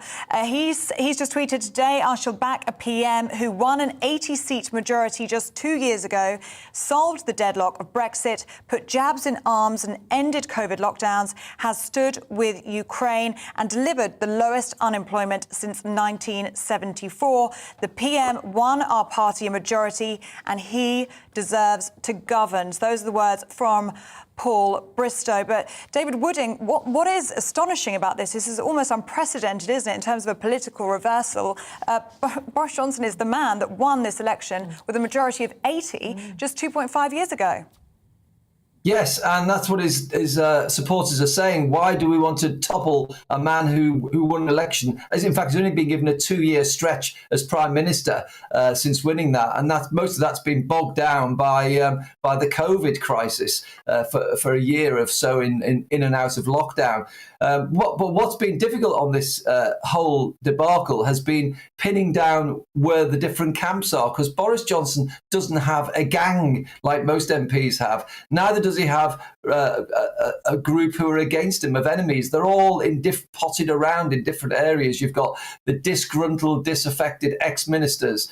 You've got those on the Remain side of the party who think they'll never forgive him for delivering Brexit. And you've even got those who love him, the new 2019 intake, who owe their jobs to him because he won those Labour, helped them to win those Labour seats. They're now fearing they'll lose those Labour seats back to Labour and have got the wobbles and want him out. In fact, you mentioned the arguments being put forward of why he should stay as Prime Minister. There is now seems to be an organisation. I've had this morning, I've just printed it out, a round-robin piece of paper which tells us the main reasons why Boris Johnson should be removed. So there's some organisation going on at the last minute by the rebels, and there's bits here about our last lead in the poll was in December the 6th. 27% of current Conservative voters think the PM should resign. And they even mentioned the booing of Boris Johnson at the Jubilee Thanksgiving and say that was a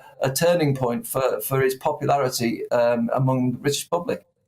Well, David, just stay where you are. If people are just tuning in, whether they're on radio or on TV, let's replay the moment that the chair of the 1922 committee, Sir Graham Brady, announced that there will be a vote of no confidence in the Prime Minister today. The threshold of 15% of the parliamentary party seeking a vote of confidence in the Prime Minister has been passed. Therefore, a vote of confidence will take place within the rules of the 1922 committee. That vote will take place this evening in the House of Commons between 6 and 8 o'clock, and we will announce the result shortly thereafter. There will be arrangements for proxy votes for any colleagues who can't be present in person in Westminster, and we'll notify colleagues of those arrangements in the near future. Did you communicate the news directly to the Prime Minister? How did he react? I'm not going to go into detail of that. I have followed the rules that we have in place. I notified the Prime Minister yesterday that the threshold had been reached, and we agreed the timetable for a confidence vote to take place, and he shared my view, which is also in line with the rules that we have in place, that that vote should happen as soon as could reasonably take place, and that would be today. How many letters have you received? I don't divulge that, but the threshold of 15% has been passed. And when was the threshold passed?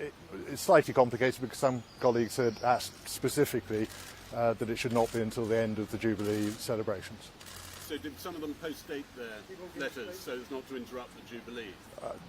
I think that's not a bad description of what was taking place. And that's when the threshold was breached? Therefore, we reached the point where I could communicate with the Prime Minister yesterday, which I did, and as I said, he agreed with me that we should conduct the vote as quickly as we reasonably can.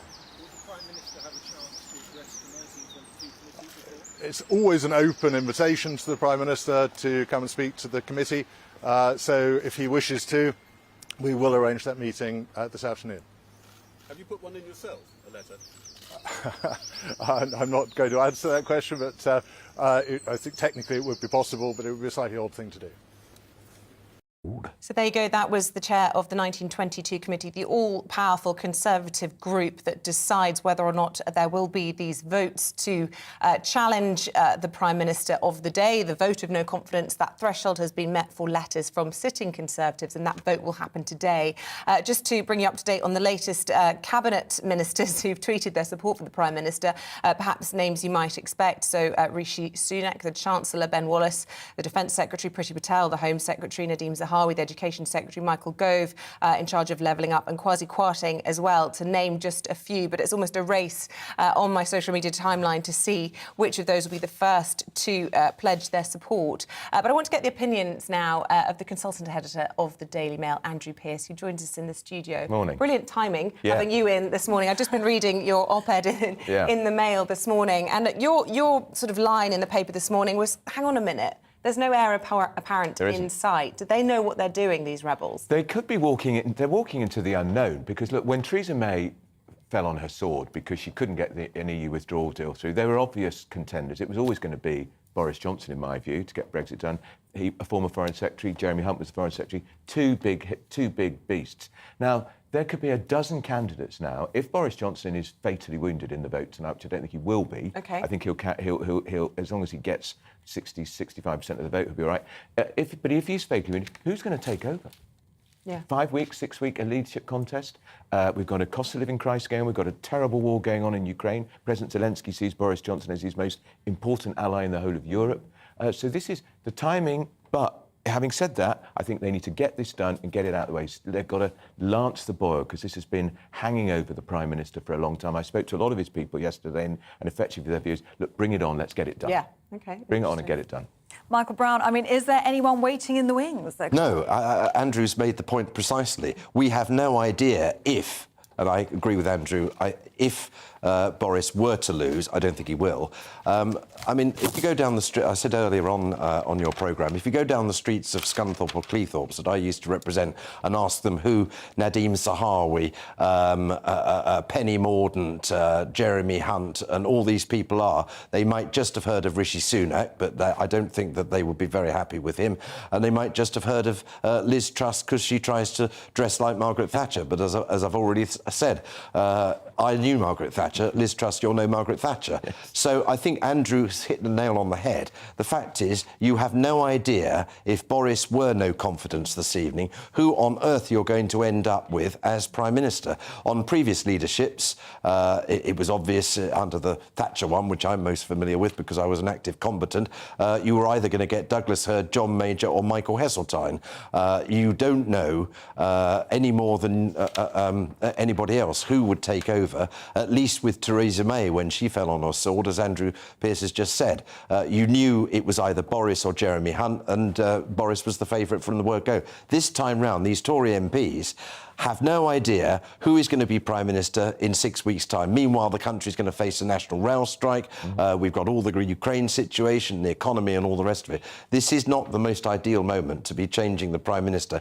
And for the Queen to have to consider a 15th Prime Minister in the space of just a couple of years is very unfair on her. No, it's not ideal timing. Very confident words from Boris Johnson's camp this morning. Let me show you. This is the handout that came out from Boris Johnson's team, a list pretty much of why he should remain in power, calling him an unmatched electoral record. He will win again. He's the most proven and thoroughly tested election winner, as Isabel said earlier, a golden goose. So, Andrew, is this going to pay off, do you think? I think he'll win. It's a question of how much he wins by.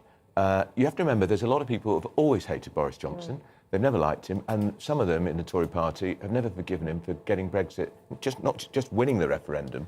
They've never forgiven him. So there's a hardcore, no matter what Boris Johnson said or did, if he had a halo, they'd vote against him. But I think as long as he gets comfortably over half the MPs, he'll carry on. But the trouble is, it saps their confidence, it saps their authority. Theresa May, who was hopeless in my view, useless, boring, bland, but she still won with more than 60% of the MPs. She was gone 6 months later. So history suggests that they could be about to inflict a potentially fatal wound on the Prime Minister, which might take a few months to finish him off. It's interesting because, Andrew, you talk about lancing the boil, and that's certainly the mood that, Number 10 spokesperson this morning saying, let's just get this out of the way and move on. But the problem is, on the 23rd of June this month, we have these two by-elections, one in Tiverton and Honiton and the other in Wakefield, both of which they're going to lose polling yesterday, they're going to lose. So that's a bad look for a Prime Minister who's just, if he does survive, an overconfidence vote. And there's also the sort of ambiguity from Sir Graham Brady during that press conference just about an hour ago now, where he was asked whether or not there will be that year grace or whether or not there will be a change to that rule. And he was ambiguous in his answer,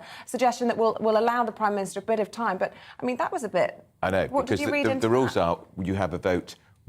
If he wins today, that's it. There can't be a vote for another year. They tried to change the rules, some of the people in the 22 a few months ago, but they were seen off. But they might change the rules again. There is a determined caucus in the Tory party who wants Boris out at all costs. He has won. He's never lost an election. London Mayor twice. Won a general election in 1987, biggest majority since Mrs Thatcher in 1987.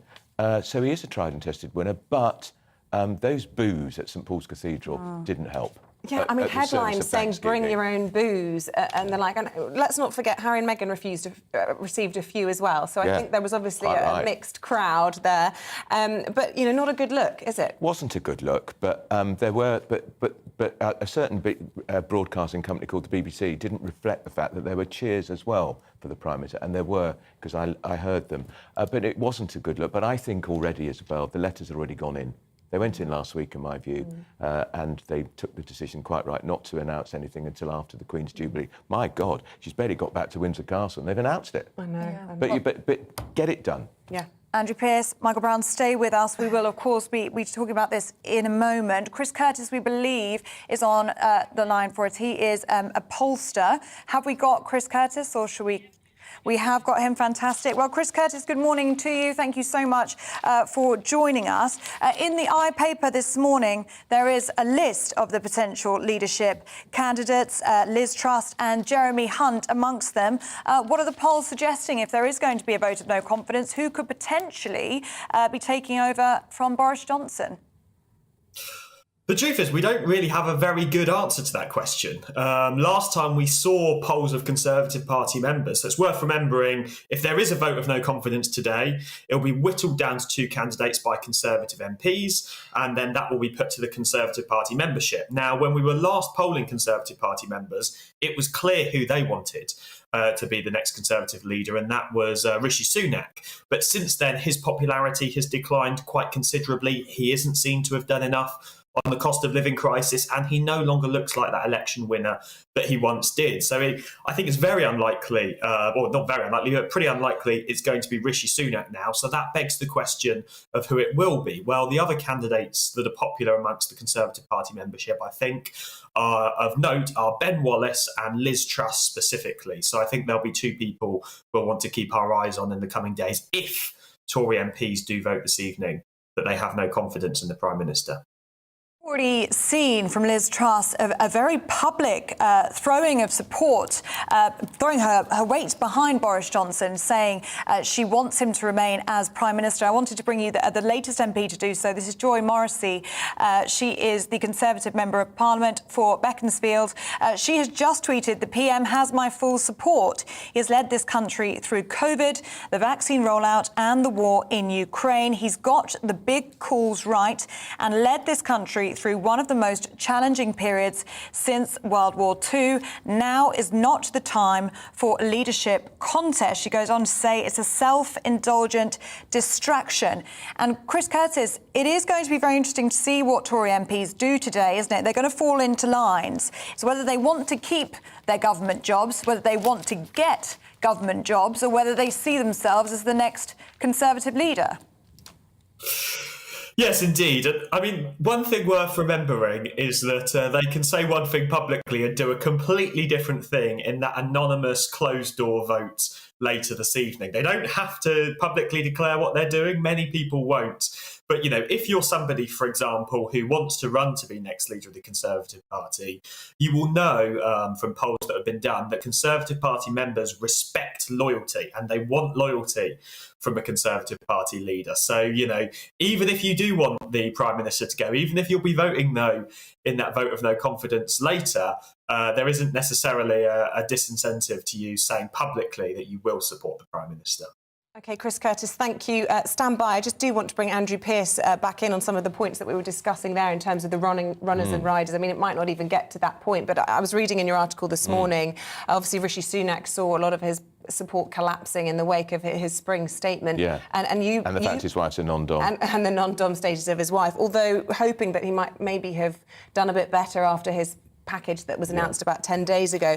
You had some thoughts also on Ben Wallace, who was being mentioned there by Chris Curtis. He's the Defence Secretary. Yeah. He's had, forgive the expression, but he's had a good Ukraine war. He was the first to recommend sending arms to Ukraine. We were sending them a year before Russia invaded. He's very solid, he's very dependable. He doesn't do charisma, but maybe Tory MPs think we've had a lot of charisma with Boris. We want something more sound and sensible, even, dare I say, a bit boring. He says he doesn't want the job. Don't believe him. They all want to be Prime Minister. Anybody who's in the Cabinet thinks they can be Prime Minister, and of course they can't. Liz Truss has been very loyal today, but when she goes into the committee room 14 today to vote, it's a secret ballot. I'm sure she'll vote for Boris Johnson. Will she? Yeah, I mean, that's well, the thing. Who knows? They're all It's a lining secret up, ballot. aren't they? Because they want Michael to keep Brown their will jobs. tell you, he's here, a former Tory MP, the most duplicitous electorate in the country is the Tory Parliamentary Party. They just don't tell it straight. Andrew, I told a story a few minutes ago, just before you came on air. You reported it. In 1990, when I went into Committee Room 14 and was given my ballot paper by the then 1922 Committee Chairman, Sir Cranley Onslow, you'll remember him, I put my cross against Margaret Thatcher, held it up and you reported it 32 years ago before dropping it in the box. I challenge Liz Truss and James Cleverly and all the rest of them to do the same this afternoon. And I suspect somehow they won't. I suspect they won't. I just want to bring in David Wooding because he's waiting patiently to talk to us again, political editor, of course, of The Sun on Sunday. And David, I just want to read out, I suppose, some of the highlights of the intel that will be shared by rebels today, because we've been talking a lot about the support that's building for the Prime Minister, but they're talking in terms of the warnings against Boris Johnson. He's no longer an electoral asset, some believe. If left in post, it will lead the party to a substantial defeat in 2024. He'll lose red wall seats with majorities under 10,000 to Labour and blue wall seats, majorities of up to 20,000 to the Liberal Democrats, and at least 160 MPs there are at risk, and there's a further risk of tactical voting. Is there any truth in that, then? I mean, lots of people saying he's an electoral winner, but has he lost his touch now? That's the big judgment Cole are going to have to make. The other issue, Isabel, is what he will do if he wins. And there is widespread speculation that he'll go for an early poll next year. And now that'll put the jitters up a lot of those twitchy MPs in marginal seats. What they're spreading, the rumour they're spreading is that Boris Johnson will give a number of handouts to ease the cost of living crisis in the autumn and then cut and run for a May general election. And they're thinking, hey up, we might lose our seats a little bit sooner than we thought. So there's all sorts of different viewpoints being taken into account here about what he might do, and a lot of them don't really want an early election.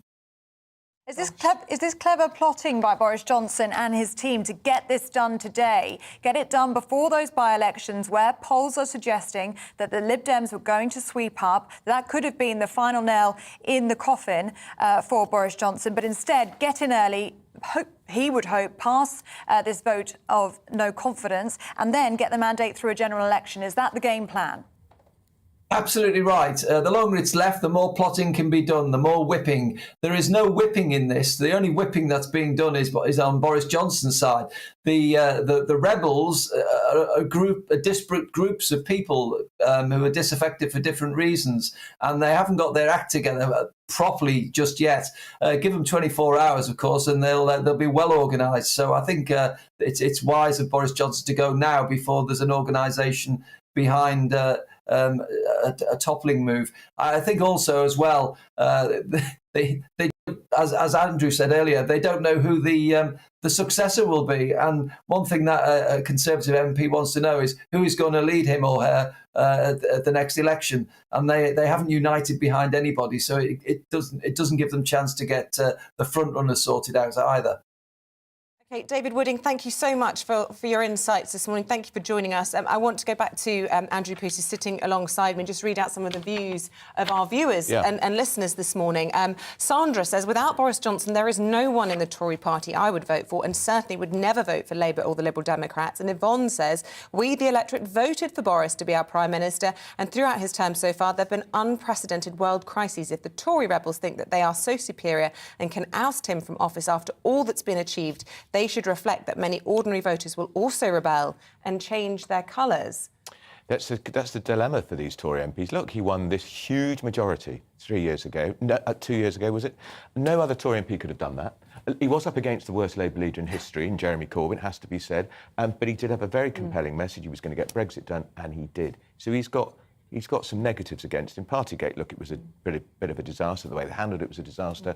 But the big problem is they are staring into the abyss, Tory MPs, because they could end up with somebody they really don't want by default, by accident. Just whilst you mentioned Corbyn there, I was reading over the weekend that Boris Johnson's being described by some as a conservative Corbyn, and that his supporters were Corbynistas because he's handing out cash and the most unconservative Prime Minister in memory. Well, look, there are some things he's done. I would certainly not have put up national insurance. Tory government should not be putting up taxes any time, certainly not during the worst cost of living crisis ever. But he's no Jeremy Corbyn. Jeremy Corbyn wasn't even patriotic. Boris is a great patriot and a great servant of this country. Corbyn was ghastly. But look, I cannot call this. I think he'll win. I think he'll win with enough to carry on, but it will it will cause him serious damage. And the person who's laughing most about this is Sir Keir Starmer, the Labour leader, who's also useless. Well, I've read that he was saying this morning, just sit back and let the Tory party... You read that in my piece? I did. At a reception, at one of the big receptions for the Jubilee, he said, we don't have to do anything, we just need to stand back and let the Tory party destroy itself. They've got a knack for doing that, the Tory party. They've got a great knack, but they're also, as Michael Brown will tell you, ruthless about getting rid of leaders they think are no longer a vote winner, such as, remember, they got rid of Margaret Thatcher, but they were right to get rid of Theresa May. Yes. Well, Michael Brown, I want to pick you up on that point that Andrew Pearce just made. This is a risk by the rebels, isn't it? Because how do they know really how the public feels? There hasn't been an electoral test of Boris Johnson yet. That's right. So, I mean, it is a risk, isn't it, to know how they feel? I mean, as Yvonne was just saying there, do the Tory rebels think they're superior? Do they think they know how the public want this to go? Well, I'm very, very unhappy about the idea of prime ministers being removed by anybody except the electorate. And even if Boris loses and you get somebody, another that you listed just now from one of the newspapers, they're going to have to charge who voted you into prime ministership. Keir Starmer, for the next year or two, is going to say if Liz Truss or whoever it is, or Penny Mordaunt or whatever, gets up as prime minister, who voted for you? Remember, that was always the charge that was levelled against Gordon Brown, who had no mandate, and Theresa May, who lost a mandate. She did, in fairness to her, call a general election, but it all went wrong. So people who are becoming Prime Minister midway through, with the exception of John Major, he had a year where that charge could be levelled at him, and he did remarkably, great triumph for him personally, he did call a general election at the end of the 5-year term, and he did have a mandate of sorts in his own right, but of course it was a very small majority. So the charge is, who voted for you, Prime Minister Gordon Brown? Who voted for you, Prime Minister Theresa May? Who voted for you, Prime Minister Nadeem Sahawi, or whoever it might be? So I think that comment from the voter that you've just read out is very pertinent. Interesting. Just those people who watch the programme regularly will remember just last Wednesday on this very show, probably about this time in the show, we interviewed Dominic Raab, and I asked him twice, will there be a vote of no confidence next week? And he insisted that there wouldn't. Well, as we know, things have changed. And in the last few moments, Dominic Raab, Deputy Prime Minister, has tweeted to say that the Prime Minister has got the big calls right, securing life-saving vaccines, firing up our economy and standing up to Putin's aggression against Ukraine. We need to back him, unite and focus on delivering the people's priorities. So that is the latest from Dominic Raab, the latest in the Cabinet. I think you've got another one that's just come in. Yes, and Michael Gove, obviously Secretary of State for levelling up housing and communities, also throwing his weight behind Boris Johnson. I'll be voting for Boris this evening, he tweets. The PM got the big decisions right, a lot of the same rhetoric there actually, on Brexit and COVID. We need to focus now on defending Ukraine, driving levelling up and generating growth. We need to move past this moment and unite behind Boris to meet these challenges. I think the whips have been pretty strong on this. They're all pretty much tweeting the same sort of thing, very much singing from the same hymn sheet. We can speak now to political consultant and journalist Emma Burnell. And Emma, the fact is, I mean, these secretaries of state, they can publicly declare all they want, but they could do something very different privately, couldn't they? They absolutely could, and some of them probably will. They'll all be making their own calculations, firstly about their own careers, but also about how much they think Boris is an asset or a disaster for the Conservative Party. But I should apologise for being outside. I'm actually on my way to work. And can I ask you to just predict how you think tonight's going to go? That vote happening between 6 and 8 p.m. and Sir Graham Brady about an hour ago confirming that we will get the results today. How do you think it will go for the Prime Minister, given, as Ellie was saying, the whip sending out this A4 piece of paper with instructions and reminding them the key points and achievements of the Prime Minister and the long list of Cabinet members who've been publicly stating their support for the Prime Minister? I think Boris Johnson's going to win the vote. I think it will be slightly closer than people are expecting, and I think this is by far from the end of the story. I think this is going to run and run. Much as Theresa May won the vote but was damaged, much as Margaret Thatcher won the vote then was fatally damaged, I think the difference with Boris Johnson is that he's shameless. He genuinely, shame is not in his repertoire. So he can't be embarrassed out of office once he gets to a point where it's quite clear he doesn't really have the support of his party. He will cling on with his fingernails until the last given moment. And given that, the Tory party is going to stay a disaster for a very long time. He needs just one vote, Emma, in order to be successful. Well, he needs 180 votes, but I mean, as long as he gets just one over the majority, then he is safe. But will that affect his position? So, for example, if he has a resounding vote of confidence tonight, could he stay in power, right through to another election? But if it's just one vote, is his position more dubious? I don't see how the Tories win on this one, to be quite honest. Let's say he gets a resounding vote of confidence. And then in 2 weeks' time, the Tories lose both by-elections, which is seeming extremely likely. So basically, the Tory parties have given a big up you to the electorate. The electorate have given a big one back, and we stay in this stalemate. Or he doesn't. He wins, but he doesn't win well. And the Conservative Party in Parliament continue to run around like headless chickens, not knowing which direction they want to go in or how. I mean, there just don't seem to be any good options. And the truth is, the reason we're there without any good options is because that's where Boris has left them. Well, okay. Emma Burnell, thank you very much for your thoughts there. Really good of you to come up so quickly for us. That was the political consultant, Emma Burnell. I wanted to bring you one of our GB viewers who's been in touch. This is Joan. She has been in touch saying it's disgusting that we, the people, voted Boris Johnson in. He obviously won with a landslide of 80 votes in 2019. And those who sit in their ivory towers can take him out. Well, I believe that now we can speak to the former Conservative Cabinet Minister, David Mellor. David, I wanted to get your reaction to Joan's thoughts there, because this is a risk from the rebels, isn't it? That they think they know what the public want here when they haven't actually got someone obvious waiting in the wings. No, obviously you have to put that question, but I think it's a silly question, really, to be honest, because nobody has tried to do a number on Boris except Boris himself. I think that Boris has been very irresponsible in the way in which he's conducted himself at number 10. He tells the public that you can't even go and see a dying relative. And yet, he runs number 10 like a sort of Chicago 1920s speakeasy. And people are offended by that. And if they are, that's no one else's fault but Boris. But if she's right, then the Tory Parliamentary Party will vote against the idea of recalling Boris. But I have a feeling that there will be plenty of people who are in the Conservative Parliamentary Party who adhered to Boris because they thought that Boris was a winner, not because they liked him or even had a high regard for a lot of the ways in which Boris lives his life.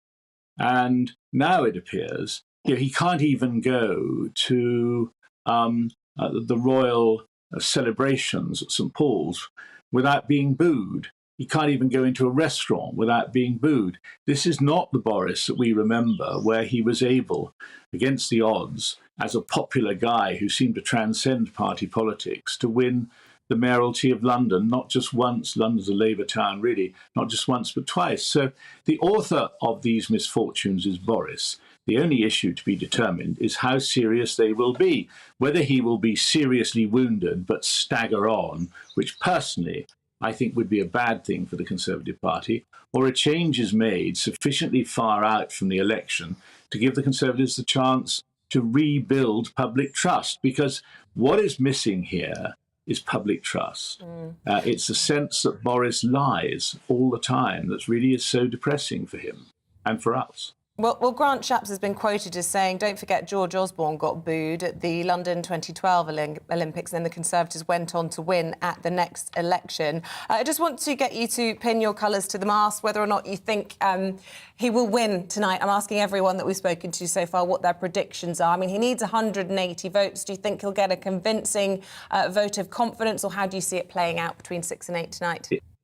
It's extremely difficult to know, but one thing I do know, and that is there's been no great organised move against Boris. What there has been is a spontaneous reaction against Boris from a lot of people from all sections of the party who were deeply offended by the Sue Gray report. I can't tell you whether he will win or whether he won't. But I can tell you this: if he wins, it will be a very bad thing for the Conservative Party, because a wounded leader will limp on into a very uncertain future. When it gets to the point that a very substantial proportion of the party, whether it's over 50% or less than 50%, are against you, then, the Conservative Party is a house divided against itself, which, as the good book saith, house divided against itself cannot stand. And therefore, I think Boris has only himself to blame if it goes wrong for him tonight. But in order for things to go right for the Conservative Party, I think it has to go wrong for him tonight.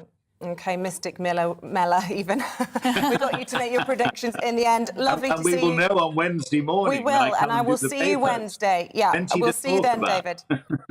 Thank you very much. I believe some new Cabinet comments on Twitter. Yes, I'll just bring you these quickly. Jacob Rees-Mogg has just tweeted the time for navel-gazing has ended. The British people gave Boris a mandate. Tory MPs would be wise to accept it. And Kwasi Kwarteng, similar rhetoric to other ministers. He's written, Brexit done, vaccine rollout, record low unemployment, Ukraine response. The Prime Minister has got the big calls right. I think that's the third or fourth time I've read that. Can I just say, this is all organised. Yeah. So the Prime Minister was alerted yesterday by Sir Graham Brady, so he's had overnight to prepare all these texts and emails. It's all coordinated. The whole Cabinet will come out. If a Cabinet Minister doesn't support him today, they'll be out of a job if he wins tonight. But I think the whole Cabinet would be rallying round him. As for booing and jeering, I remember the Braemar Games where the Queen was. Tony Blair was there. It was after the Iraq War. Everybody in the Braemar Games jeered Tony Blair. 2005, 2 years later, he won the general election. Right, so it doesn't necessarily mean anything. No. One wonders, though, who was on the Royal Box again yesterday, wasn't he, watching the parade come through, whether or not he'd been notified at that point and what the Prime Minister knew was lying ahead of him first thing on Monday morning. As you predicted, few more Cabinet Ministers coming out with their support. Ben Wallace, he has my full confidence, and Nadine Dorries, he 100% has my vote. Look, we have to leave it there. She does adore him. Andrew Pearce, thank you so much for your insight this morning. Michael Brown, thank you to you as well. And that's it from Ellie and me for this morning. An astonishing morning in Westminster. Keep with us on GB News. Patrick Christys is up next with the briefing. Looking ahead to today's weather, and overnight rain will be clearing into the North Sea this morning, leaving much of the country dry. Let's take a look at some of the details. Well, much of southwest England should be dry with some sunny spells. However, it won't be too long before thicker cloud and outbreaks start threatening the far west of Cornwall. Still a lot of residual cloud across southeast England, with some bits and pieces of rain and drizzle in places, and breezy towards the coast. A similar picture across much of Wales, with grey skies for many and some dampness lingering on, especially across the south of the country. The cloud will extend across much of the Midlands too, although here it should be a mostly dry picture at lunchtime. Some brighter spells may start to develop further to the northeast. Northeast England should be into somewhat brighter skies, although a few patches of low cloud may continue to affect coastal areas where it will also be breezy and rather cool. Warmer inland in any sunshine.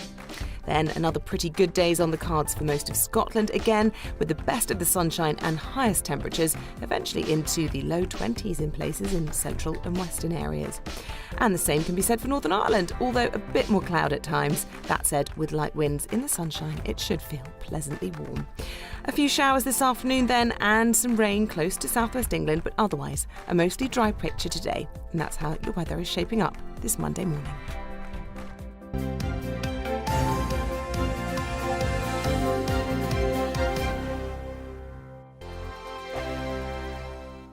We are GB News. We're right across this great nation. On TV, on radio, on digital. Absolutely everywhere. We don't talk down to you. We embrace all voices. With honest and civilised